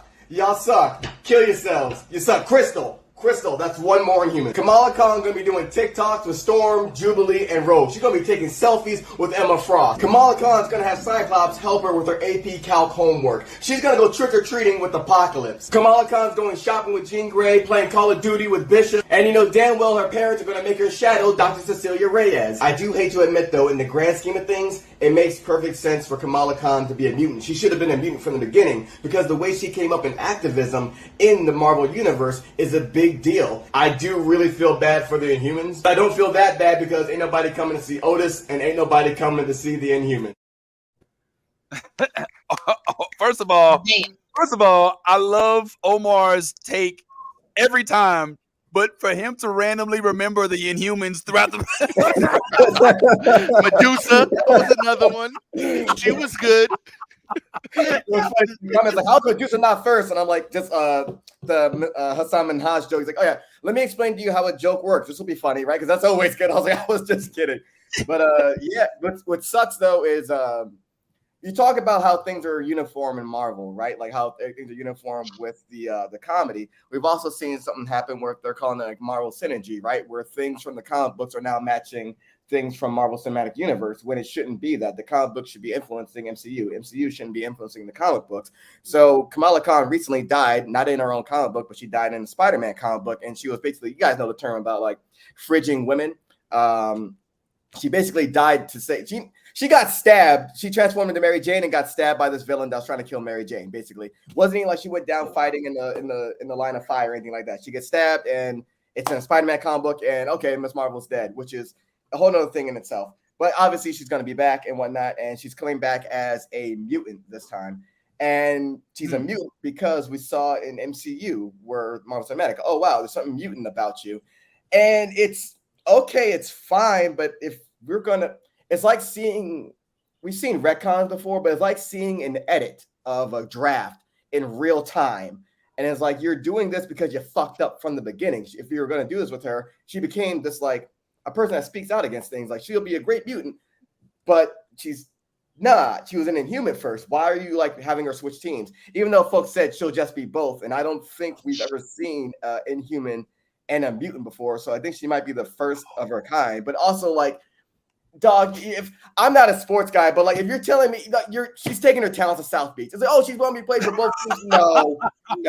And you're making the Inhumans weaker by that, because she's such a she's bigger than, in a sense, she became bigger than Black Bolt, because like she became a whole fucking movement. And she's a great character, and like who she's become is insane, to a point where even her teammates are like, yo, you could really be like, you could be Captain America. That speech you gave, that's a Captain America fucking speech. Like, she's become that like teen hero. She is up there, and now it's like, all right, well, you're so big now, we're gonna move you over here. And then humans are just like, hey, wait, we were who the fuck? Like, it just feels like an edit, and it's like it's not necessary. It'll be dope to see her on Krakoa and everything like that, and also she has a relationship with Cyclops already, but it's like it was not necessary. It's gonna make for a lot of like great new content, but it was not necessary, and I feel like I'm talking in wrestling terms. It makes the Inhumans look weak, because like she's over already. So let her be over with the Inhumans. All right, you moved her. Well, they're no longer over, because I hate to say it, until you get like a better book, like no one's really fucking. Wow. Well, let me ask you this. Okay, so Omar, we herald you here as the comic book god of knowledge, and we certainly appreciate you bringing that to the table. So I'm going to go ahead and give a spoiler to anybody who also is a lit major in the comments or out there in the field, because we're going to discuss the delicacies about this transition. So 3, 2, 1, Ms. Marvel spoilers. So she actually becomes an X-Men because she perishes, if I'm not mistaken, right? Yeah, she died in as I was saying before, she died in Spider-Man's comic book, which was it was not well written. When you I don't want like go ahead. Let it out. Okay, so usually when we see like when a white hero dies, it's usually like when Peter Parker died in Ultimate Universe, he died fighting to save Aunt May. We usually see them go down in like the line of fire, right? Like when Superman died, he was fighting Doomsday. Or you get fucking Captain America was shot in the stomach on the steps of the courthouse, which was crazy. It made Yahoo News. It was wild. Usually, but when we see like black characters die, is usually for like to further the story of another character, usually a white character. We saw that happen with Bill Foster in Black Goliath when he was killed in Civil War I. He was killed by the clone of Thor, which was made by Reed Richards and Tony Stark. We saw it happen with Rhodey in Civil War II. He was killed, and fucking Carol Danvers, who was dating Rhodey, was real sad about it, and Tony Stark, who was Rhodey's best friend, was real sad about it. They started beefing. Now we got Kamala Khan, who's the first Muslim superhero to own her own, to have her own series in Marvel, and you kill her, and you do it not even like she's fighting her own thing, her own cause. She's chilling with Spider-Man. She teamed up with Spider-Man one time. They're not cool like that. She's cool with Cyclops, Miles, and her teammates. So it's like, okay, you have her helping him out in this other thing, and she just gets stabbed. And she had Mary Jane's face on, so she sacrificed herself that way. And it's like, this is not good writing. You can't write. The person that did it is Zeb Wells, whatever. They wrote it like, you're not really writing women well. This is happening not in her own comic book. And it's also just, and Peter's like now sad sleeping with her mask because she died. I'm like, this is gross all the way around. And okay, you're doing this, for the end result to be her coming back as a mutant. I'm like, one, you don't really need that. Two, if this is the way you have to go about doing that shit is gross in itself. Like, wow. Does the end really justify the means? I don't think so. But I mean, and also you look at her outfit. Someone pointed this out on Twitter. Her new outfit now, she's got like the X everywhere and all that shit. And her symbol is like a little logo, almost like a Star Trek logo over the left side of her shoulder, of her arm. And it's like, so now she's a mutant, that her identity becomes diminished because she's a mutant now. It's also like, you know what I mean? It sounds like, yeah, but maybe that's just her battle when she's with the X-Men. Like, yeah, if you see that outfit, like it's all X everywhere. It's like, it's like you're pushing hard. You're pushing real hard. Yeah. That was applause for that, man. Like, I mean, this we just got to see your brain work on camera. We literally did. Like it was that shit was clicking. Like I was like, oh my god, this is amazing. The way you jump right to bam, bam. I was like, man. I started bouncing like we was fighting. I was like, He started oh shit. Yeah. I'm moving to the beat of your mind. Like, oh shit. Yo, and check this out. And what's even more fascinating for me, Ty, was watching him think. You could almost see the thoughts coming to his head. He had this thing where he's like, hold on, wait a minute. He's like, okay, so wait a minute, all right, no. Okay, who's the illustrator? Okay, well, the writer, the author. Okay, that was episode 3. I'm like, how does he what the hell kind of hard drive do you have for your brain to keep all of this? Like, when you know the illustrator of like one comic book or like the writer, the number, the everything. Like, what happened in the sequence in the action? He got shot on the steps of the building, and it was Yahoo News. It was like, and then everybody was going crazy. It was amazing to watch, brother. It was amazing to watch. I'm in. We're not worthy. We're not worthy. That's a real author right there. But just to kind of close out on that subject, I definitely feel what you said about like most comic book characters dying over fighting while they're fighting for something that they love, and it sucks that they're gonna put, like you said, a Muslim young brown girl from Jersey. Down like this. However, I will say that I do kind of agree with the sentiments that she should have been an X-Men from the get. You know what I'm saying? Like you said, like she's very political. You know what I'm saying? I think one of the things that threw it off is she's such an Avengers fan. Like even in the comic, like she's such a Captain Marvel stan. So it makes sense to kind of get her in the Avengers game.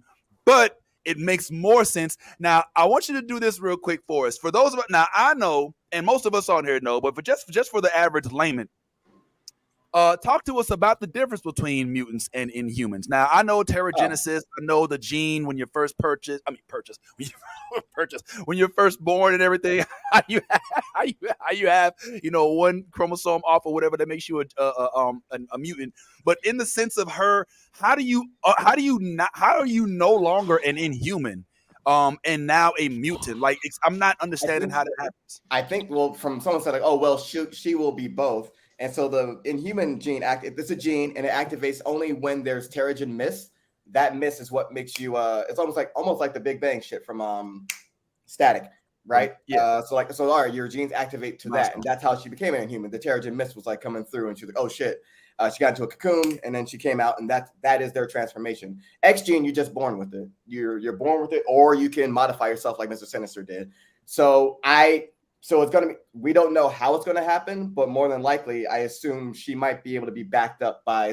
I assume it's gonna deal with Krakoa and her having to be. She can be like backed up or some shit. Maybe they didn't realize that, or it was her mutant gene was latent and it didn't come out until she was dead. Like we don't know that process yet, but apparently she will be both, and I don't think we've ever seen someone that's both Inhuman and mutant. So she'll be unique that way. So apparently she'll be on both sides of the team. But it's like you're not. Inhumans didn't have a uniform, dog. You rocking the X-Men? No, it's okay. I'm still with you. You're rocking the fucking X-Men Jordans. You got the X-Men fucking fitty cap on. She's on stage with her fucking jersey, like yeah. Like she's the number 1 draft pick of fucking 2023. Like, you already debuted. What the fuck? It's a lot. Let me ask you this, Omar. Does it help or hurt her character brand to now be an X-Men as opposed to an Inhuman? Now that we're talking about Brandon, you gotta jump to Tiffy for that one. So I'll start it off where I think it. She doesn't. The X-Men and Kamala are both in a place they don't need each other. The X-Men don't need Kamala right now, and she doesn't need them. But her going there, based on the outfit, I'm gonna say it's hurting because why is her symbol smaller and why she's sporting the X-Men? She's putting the X-Men on. Like Look at that. Like, she looks like a Gatorade ad right now, man. Like, oh, I got the X on the wrist. You know what I mean? I got the X on my shoulder. My own symbol. I got the X on the X on the belt. X on my fucking my shoelaces are crossed up. And X on the belt. She made her fucking bones. Yo, this dude's going off right now, bro.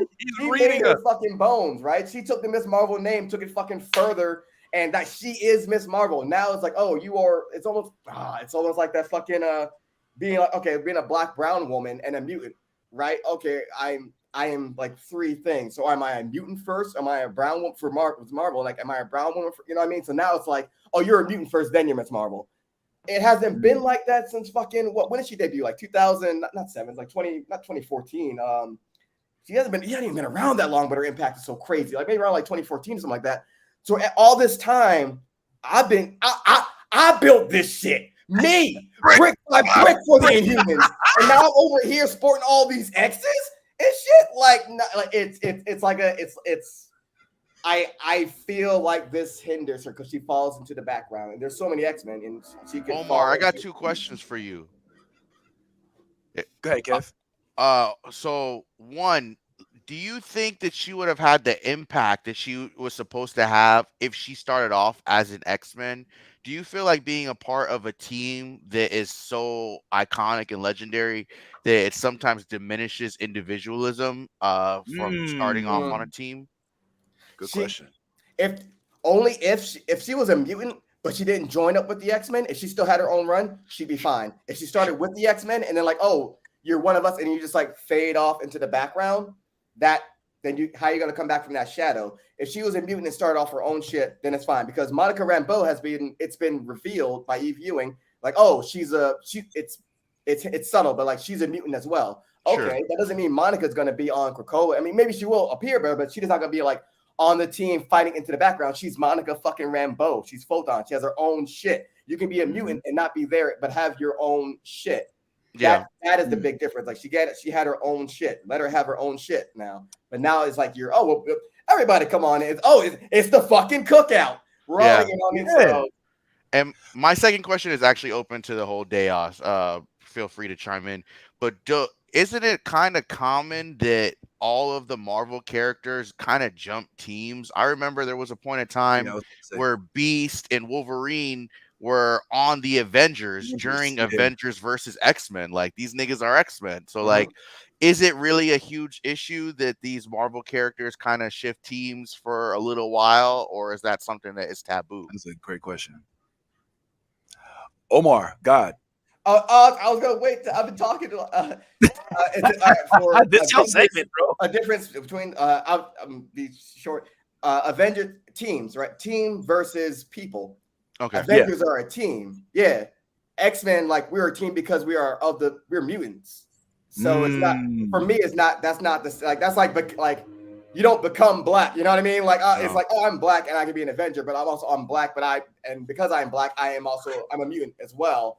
So it's different there. If it was just, because she's been an Avenger, yeah, you can be a mutant on the Avenger, but like, you're something so much more when you are a mutant and you're with the X-Men than like you're fighting for a cause. Avengers, like, all right, we're fighting, like, they've tried to drop the notion of being like police and shit like that. Like, you the ops over there. We here, we the fucking rebels, we the freedom fighters, we the child soldiers over here. So it's that difference to me, where it's like, oh yeah, y'all a team.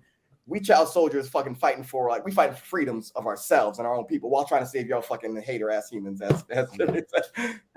I mean, just to kind of cap that off, first of all, I love, it's like Omar just got out the pulpit. You know what I'm saying? Like, the sweat is a lot. Just like Omar. You about to pass the collection plate around. And when there was changed. I feel back changed. when they was mutants and they was Inhumans, but they didn't have no powers. They didn't go through terror. They didn't go through that. Yeah, he was killing it, bro. Remember that time Omar was on, and then his wife came in and he dabbed him up. But baby, it's also possible to belong to two groups at once. Like, isn't Bishop a Morlock and an X-Men? No. No? Bishop's not a Morlock. What, doesn't he rock the M? He doesn't rock the M. No, oh, the M is when he was in the future. That's how they branded mutants. That's for mutant. That's why that's on his face. I thought that's what Morlocks did. I thought Morlocks did that too. No. He's from the future, from an alternate timeline. He's branded. That's why during your mutants you get branded. Oh, the brand. Oh, okay. Because I could have sworn the Callisto was a Morlock. No. She's a mutant Morlock, and she's helped the X-Men. She's helping the Marauders right now. So in that case, yeah. But but they're all still mutants. They just live on the ground, and we're just because the rent's too high. All right. Well, I can jive with it. Well, listen, R.I.P. Kamala, and welcome back, Kamala. Just as they do in the comic book universe, it never happens. But I mean, listen, at least if we're talking X-Men and comic books, the series that are being released via Lit, the pages are still coming up with interesting stories. Perhaps if these make it way to the big screen or even the small screen, that'd be great. Hopefully they provide even more competition or more content for us to watch that may be better than, I guess, Secret Invasion and what it is that we're watching, since everybody doesn't seem to be loving that. But I can say this, in terms of shows that are out right now, one of the best, in my opinion, that is out, and I know everybody ain't on this. Look, I know you don't watch Foundation. I know this. But we gonna get you high today because you ain't never watched it. It's on Apple Plus, and you ain't got shit to do. Now, listen, I'm almost certain that at least 3 out of 6 of us have not watched or maybe even heard of Foundation. But I know we convinced Steph to watch, if I'm not mistaken, and she reluctantly jumped aboard. But Ty and I, as well as some of the others, were like floored, because one thing that we don't really get a lot of is new, fresh content that is not based on something that we're familiar with. It's just a complete out the blue, non-source material written show. And the Foundation show, I would like to take this about 5 to 10 minutes and try to sell it to Omar, Tiffy, and to Kev, if possible. I don't know if I'll be successful. At the end of this, if we do this right, then maybe they'll get a Fire Stick and we'll be able to get them to participate in watching the episodes every week. If not, who knows? We'll just talk about we'll see how it goes. But help me out, guys. I'm asking for help. Ty and Steph. So let's just start with this. We're in another galaxy, okay? And in this galaxy, there is this one supreme force. Think of it kind of like an empire, so to speak. Okay. In fact, they're actually called Empire. Like literally, that's the name of this group. And it consists of I want to say a galactic monopoly. Like they're trying to basically, Ty, tell me if I'm wrong, they're basically trying to they're the government of this galaxy, right? Let's put it like that. That's the best way I can put it. But the way they keep it running is because this dude named Cleon, ages ago, decided, you know what, here's the best way to run a galaxy is you keep the man in charge forever. So what does he do? He clones himself when he dies instead, but now he has 3 living versions of himself alive all at once. In this picture, on the very left, you have young Cleon, who they call Dawn. On the right, we have old Cleon, who they call Dusk. And in the middle, we have Cleon, who is Empire. All 3 of which are the same person, but they're all clones of their original selves. Now, what happens is this guy, Harry, don't let me fuck up these names, guys. I'm pretty sure it's Harry. It's Harry, right? I think his name's Harry. It is Harry. Harry. This dude, Harry. He decides there's a better way. He's like a philosopher of sorts, and he challenges the system. He's like, yo, this is bullshit. This whole empire structure cannot be sustainable for the rest of time. And here's why. And he starts to predict these occurrences that will basically shift the course of the empire's rule, and that threatens empires. He's like, yo, fuck you, Harry, I don't like you, get the fuck off my planet. And they send Harry to this planet way out in the outer rim of the galaxy, and where they say basically, he'll die off, don't kill him because you'll make him a martyr, right? Because people like him. He goes out into the galaxy way out there, and he starts a settlement. He brings some people with him. They're way out in East Bumblefuck in the galaxy, and they're now what they call the Foundation. This is people that don't believe in the Empire, but they still want to exist in this galaxy. So, as a result, you flash forward, you learn. I don't know. I'm not doing this justice. I feel like I'm No, you're there. Keep going. Go ahead. Okay. So while this is happening, one of his apprentices is this young lady. Oh my God, I can't believe. Oh, I love her. What's her name again? Oh my God, I cannot believe. I normally put these in the notes, but I don't have it for today, so forgive my brain fart. But this young lady right here is like she's his apprentice, but she's smarter than him. Like there's this thing that's like a decoder. I forgot what it's called. This little thing. Think of it kind of like a tesseract. And she figures out kind of like Moon Girl does how to like access this shit. And he's like, yo, how the fuck did you, who is this? And she's from like this lowly planet way out where they don't even have land. It's a water-based planet. You know what I'm saying? And she goes and she impresses him to the point where she's like, yo, I want you to be by my side. She starts having visions of the future. Fast forward, she puts herself in cryogenesis, and we're in an age where they don't just have children; they donate their DNA. They donate their DNA so that they can be cloned or that they can be produced through in vitro fertilization, or not in vitro, but what's it called? Just artificial insemination. I don't even think they do that. I don't think they put them inside of a person. Like they just make babies with the DNA. Test tube baby. Yeah. That's essentially test tube baby. And as a result, this young lady Salvo on the left ends up being born, but she is actually the child of the young lady on the right. And that is because she originally had a black boyfriend, and oh my God, this is the lead characters are black, even though there could be more dark skin representation. We'll talk about that, but at least the lead characters are all black in this, and they're all brilliant. And so this young lady, turns out she's actually the child of this one right here. Well, do you want them to, Vinny? Do you want them to watch this? Yeah, I got the whole takeover, bro. I said I'm gonna need help. I started this shit off by saying I'm gonna need help, and everybody wants to help me. I don't know what the fuck I'm doing, bro. I just push the buttons on this bitch. I don't know what the fuck's going on. Please help, bro. Help me. I asked for help from the get, bro. I don't know what the fuck I'm doing, bro. You say it better, man. Listen, Jesus. You want some help? Let me just listen. Let Steph get a tag because Steph has a great take. I love Steph's take.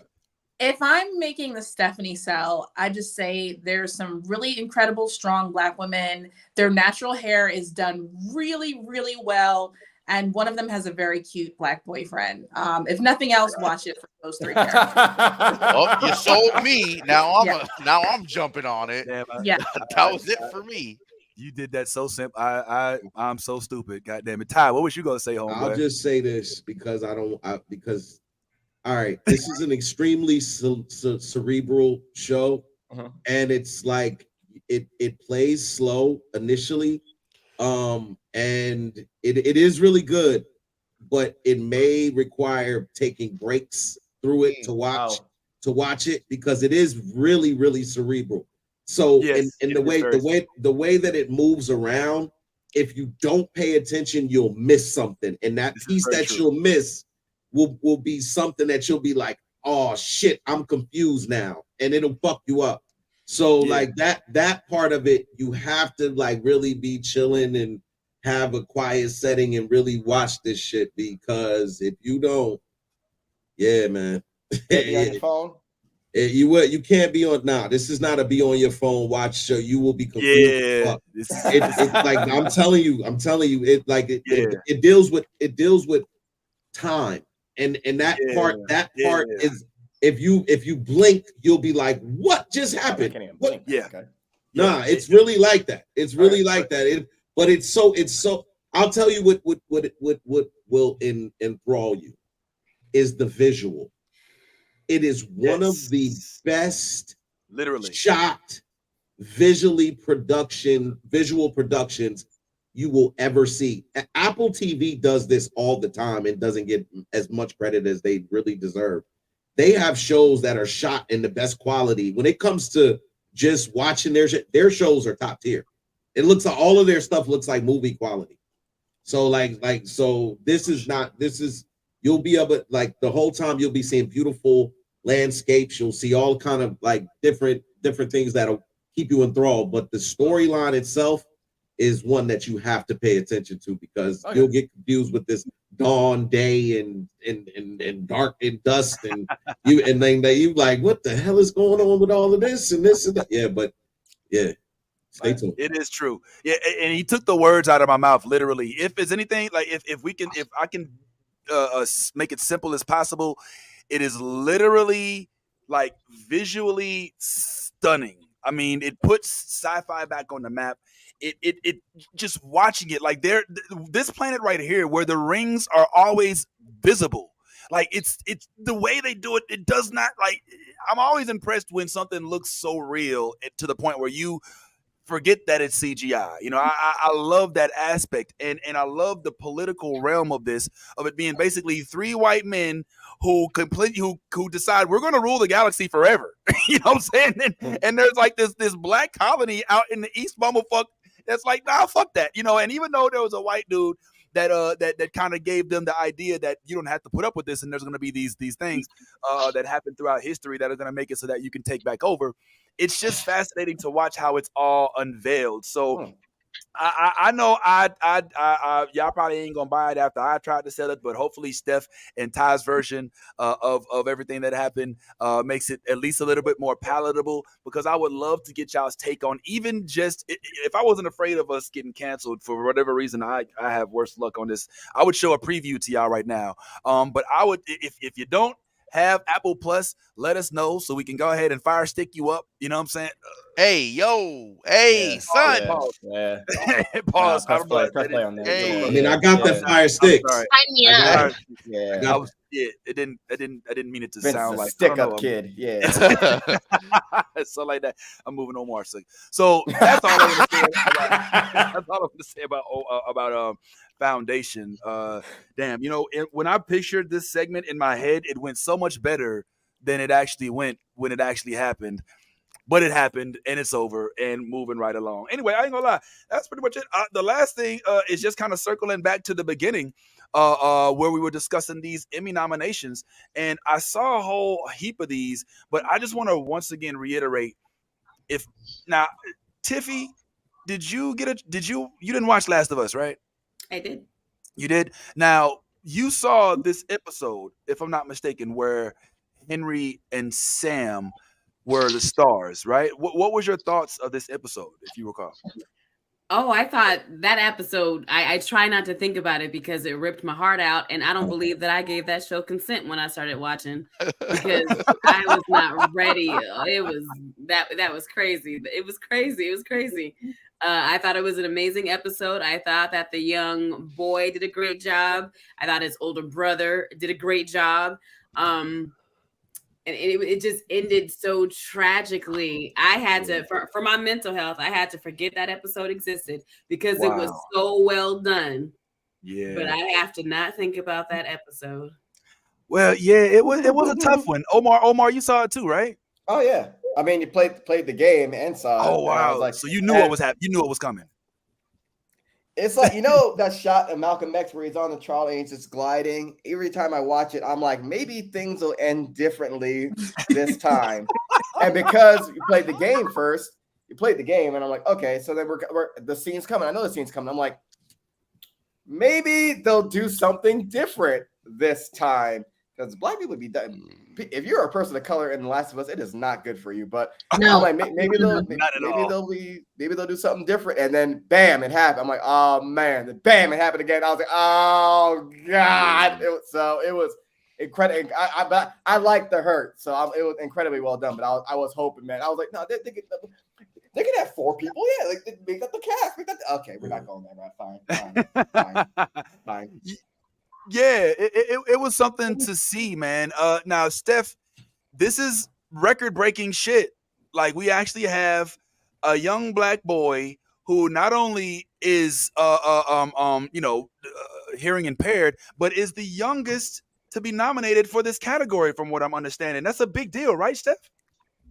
Yeah. You heard it here. There you have it. See that? I need to learn. Yeah, I mean, because for me, I'll just say this: when something this dope happens, in terms of the show Last of Us, which was a dope show. I don't think anybody's on record trashing Last of Us, right? Like we all can unilaterally agree that Last of Us delivered. It don't owe us nothing. I would say that this episode was so well done for somebody, especially who has not played the game. You don't know what to expect. I started playing the game after I watched the series. And so when I saw these two pop up on the screen, I was like, great, new characters, black leads, awesome. We get to have them for the rest of the series. Great. And 5 minutes later, I was like, oh, damn. You know what I'm saying?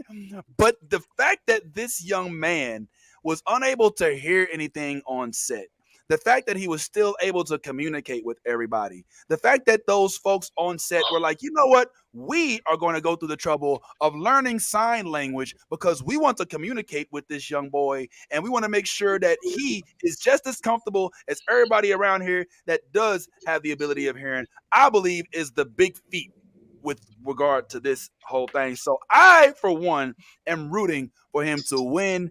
And I honestly believe that if they don't give it to him, there's going to be some problems. That's not, Nolly, you don't think they would dare not giving it to him, right? I will fight somebody. I'll fight somebody. I'll go to somebody's house. What? Don't go to nobody's house, Steph. Jesus. I mean, Nolly, sorry. Look, I'm sorry, what we're not going to do is ignore talent. Okay. True. But I have a good feeling that Bill Offerman is gonna. What's his name? Nick Offerman's gonna get it for playing. For Oppenheimer, you think so? For real? Yeah. But isn't Oppenheimer well? I mean, no. For his role in The Last of Us, right? Oh, I'm sorry. Not Oppenheimer. I'm sorry. For Nick Offerman. Sorry, you know Bill and his name's right all the time. Frank. But his name is Nick Offerman, I think. Right? I got it right? Yes. I knew that one Caucasian. Yes. Okay. I think he's gonna get it for Bill or the guy who played Frank. But I'm still hoping. We still hoping. You wanna take a wager on that? You wanna make this interesting? I don't, because in my brain, that little man has won. But in the logic of watching these award shows. Wow, you think they would do that? I don't know. I pity the fool. I think that they would be hard pressed. But we'll see. We'll have to see. We'll check it out. And I also want to big up Henry's character because he delivered as well. Like there was literally no any point in time where I was outside of the spectrum of which I was not believing that I was literally in the TV with them during that episode. And the delivery of the way it ended and how tragic it was, and the fact that she tried to cure him with her blood and all that stuff, like it's so many different levels. So here's me hoping that we can at least dominate that category. And young boy, we rooting for you, homeboy, your little hockey star, little man, bro. I just hope to see him in more things. It would be so nice. I love when folks from the impairment community get they shine. Shout out to Sun Spider and Across the Spider-Verse. But I think that's going to do it for us, unless there's anything else anybody had to say for this last few minutes for side A at the bare minimum. I for one am excited because cons are coming out. Oh, what's up, Steph? Yeah, I just want to say real quick, our voices are more important now than ever. Our union friends in SAG and the WGA cannot promote their projects right now, but I'm not in a union, so I can. So if you haven't already, you need to watch The Blackening. You need to be supporting Abbott Elementary. Continue supporting, watching, following, sharing Black content. Right now, the stars and writers of those shows legally cannot promote them, but we can. So continue to talk about the things that you love. Nice. Nice. That being said, be careful how you move as a content creator, and we could talk about that more separately. But for New Blurred Order and for Black Nerd Problems and anyone that individually just makes content, there's a difference between talking about them and promoting and then taking paid promotion from the studios who are reaching out to content creators to be like, hey, we have an emergency, urgent, you need to respond right away. Are you available for this? We're going to pay you thousands of dollars. They are really doing that. And At the end of the day, people can make whatever decision they want to for their lives and their wallets. They know their situations, but just be mindful. You can't say that you support the strike and the unions and equal fair wages and then turn around and scab. And it is scabbing. So what's scabbing? Scabbing is when there's like a strike taking place and then people go in to replace those workers. So that the point of a strike is to disrupt. So if the people in charge are able to just replace the workers with more bodies, they're less willing and to hear out those demands and to actually make it happen because the work is still getting done. They need these movies to be promoted. That's why the promotional tours are ended. That's why Barbie ended very suddenly. That's why there was a push to get certain things out, because once the actors strike went into place, they have to stop promoting. They're not going to be at Comic-Con. They're pulling out of all of these things. So yes, studios are reaching out to content creators, knowing that it's going to be a big break for someone. If you are interested in pursuing like the union and things like that, it will backfire. If you're not supporting them. I'm done. Oh, that's insightful. But Tiffy, I support the strike. I don't mean to break it. I mean for us personally. No. Yes. What you're saying is absolutely okay, but just so that people are clear that those are two separate things. What you said was perfectly fine. Oh man, I love learning.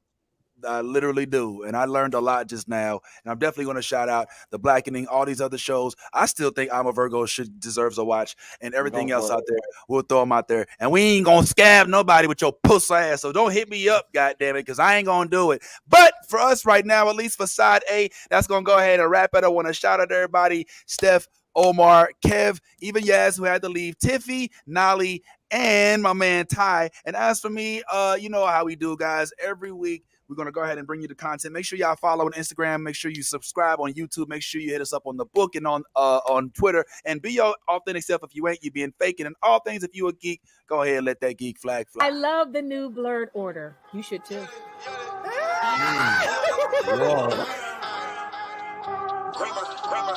Let me get all this 10p wang. All the niggas rapping about the same old thing. I've been coming through with the same old gang. Ain't shit changed except 9 got a name. Got it out the mud.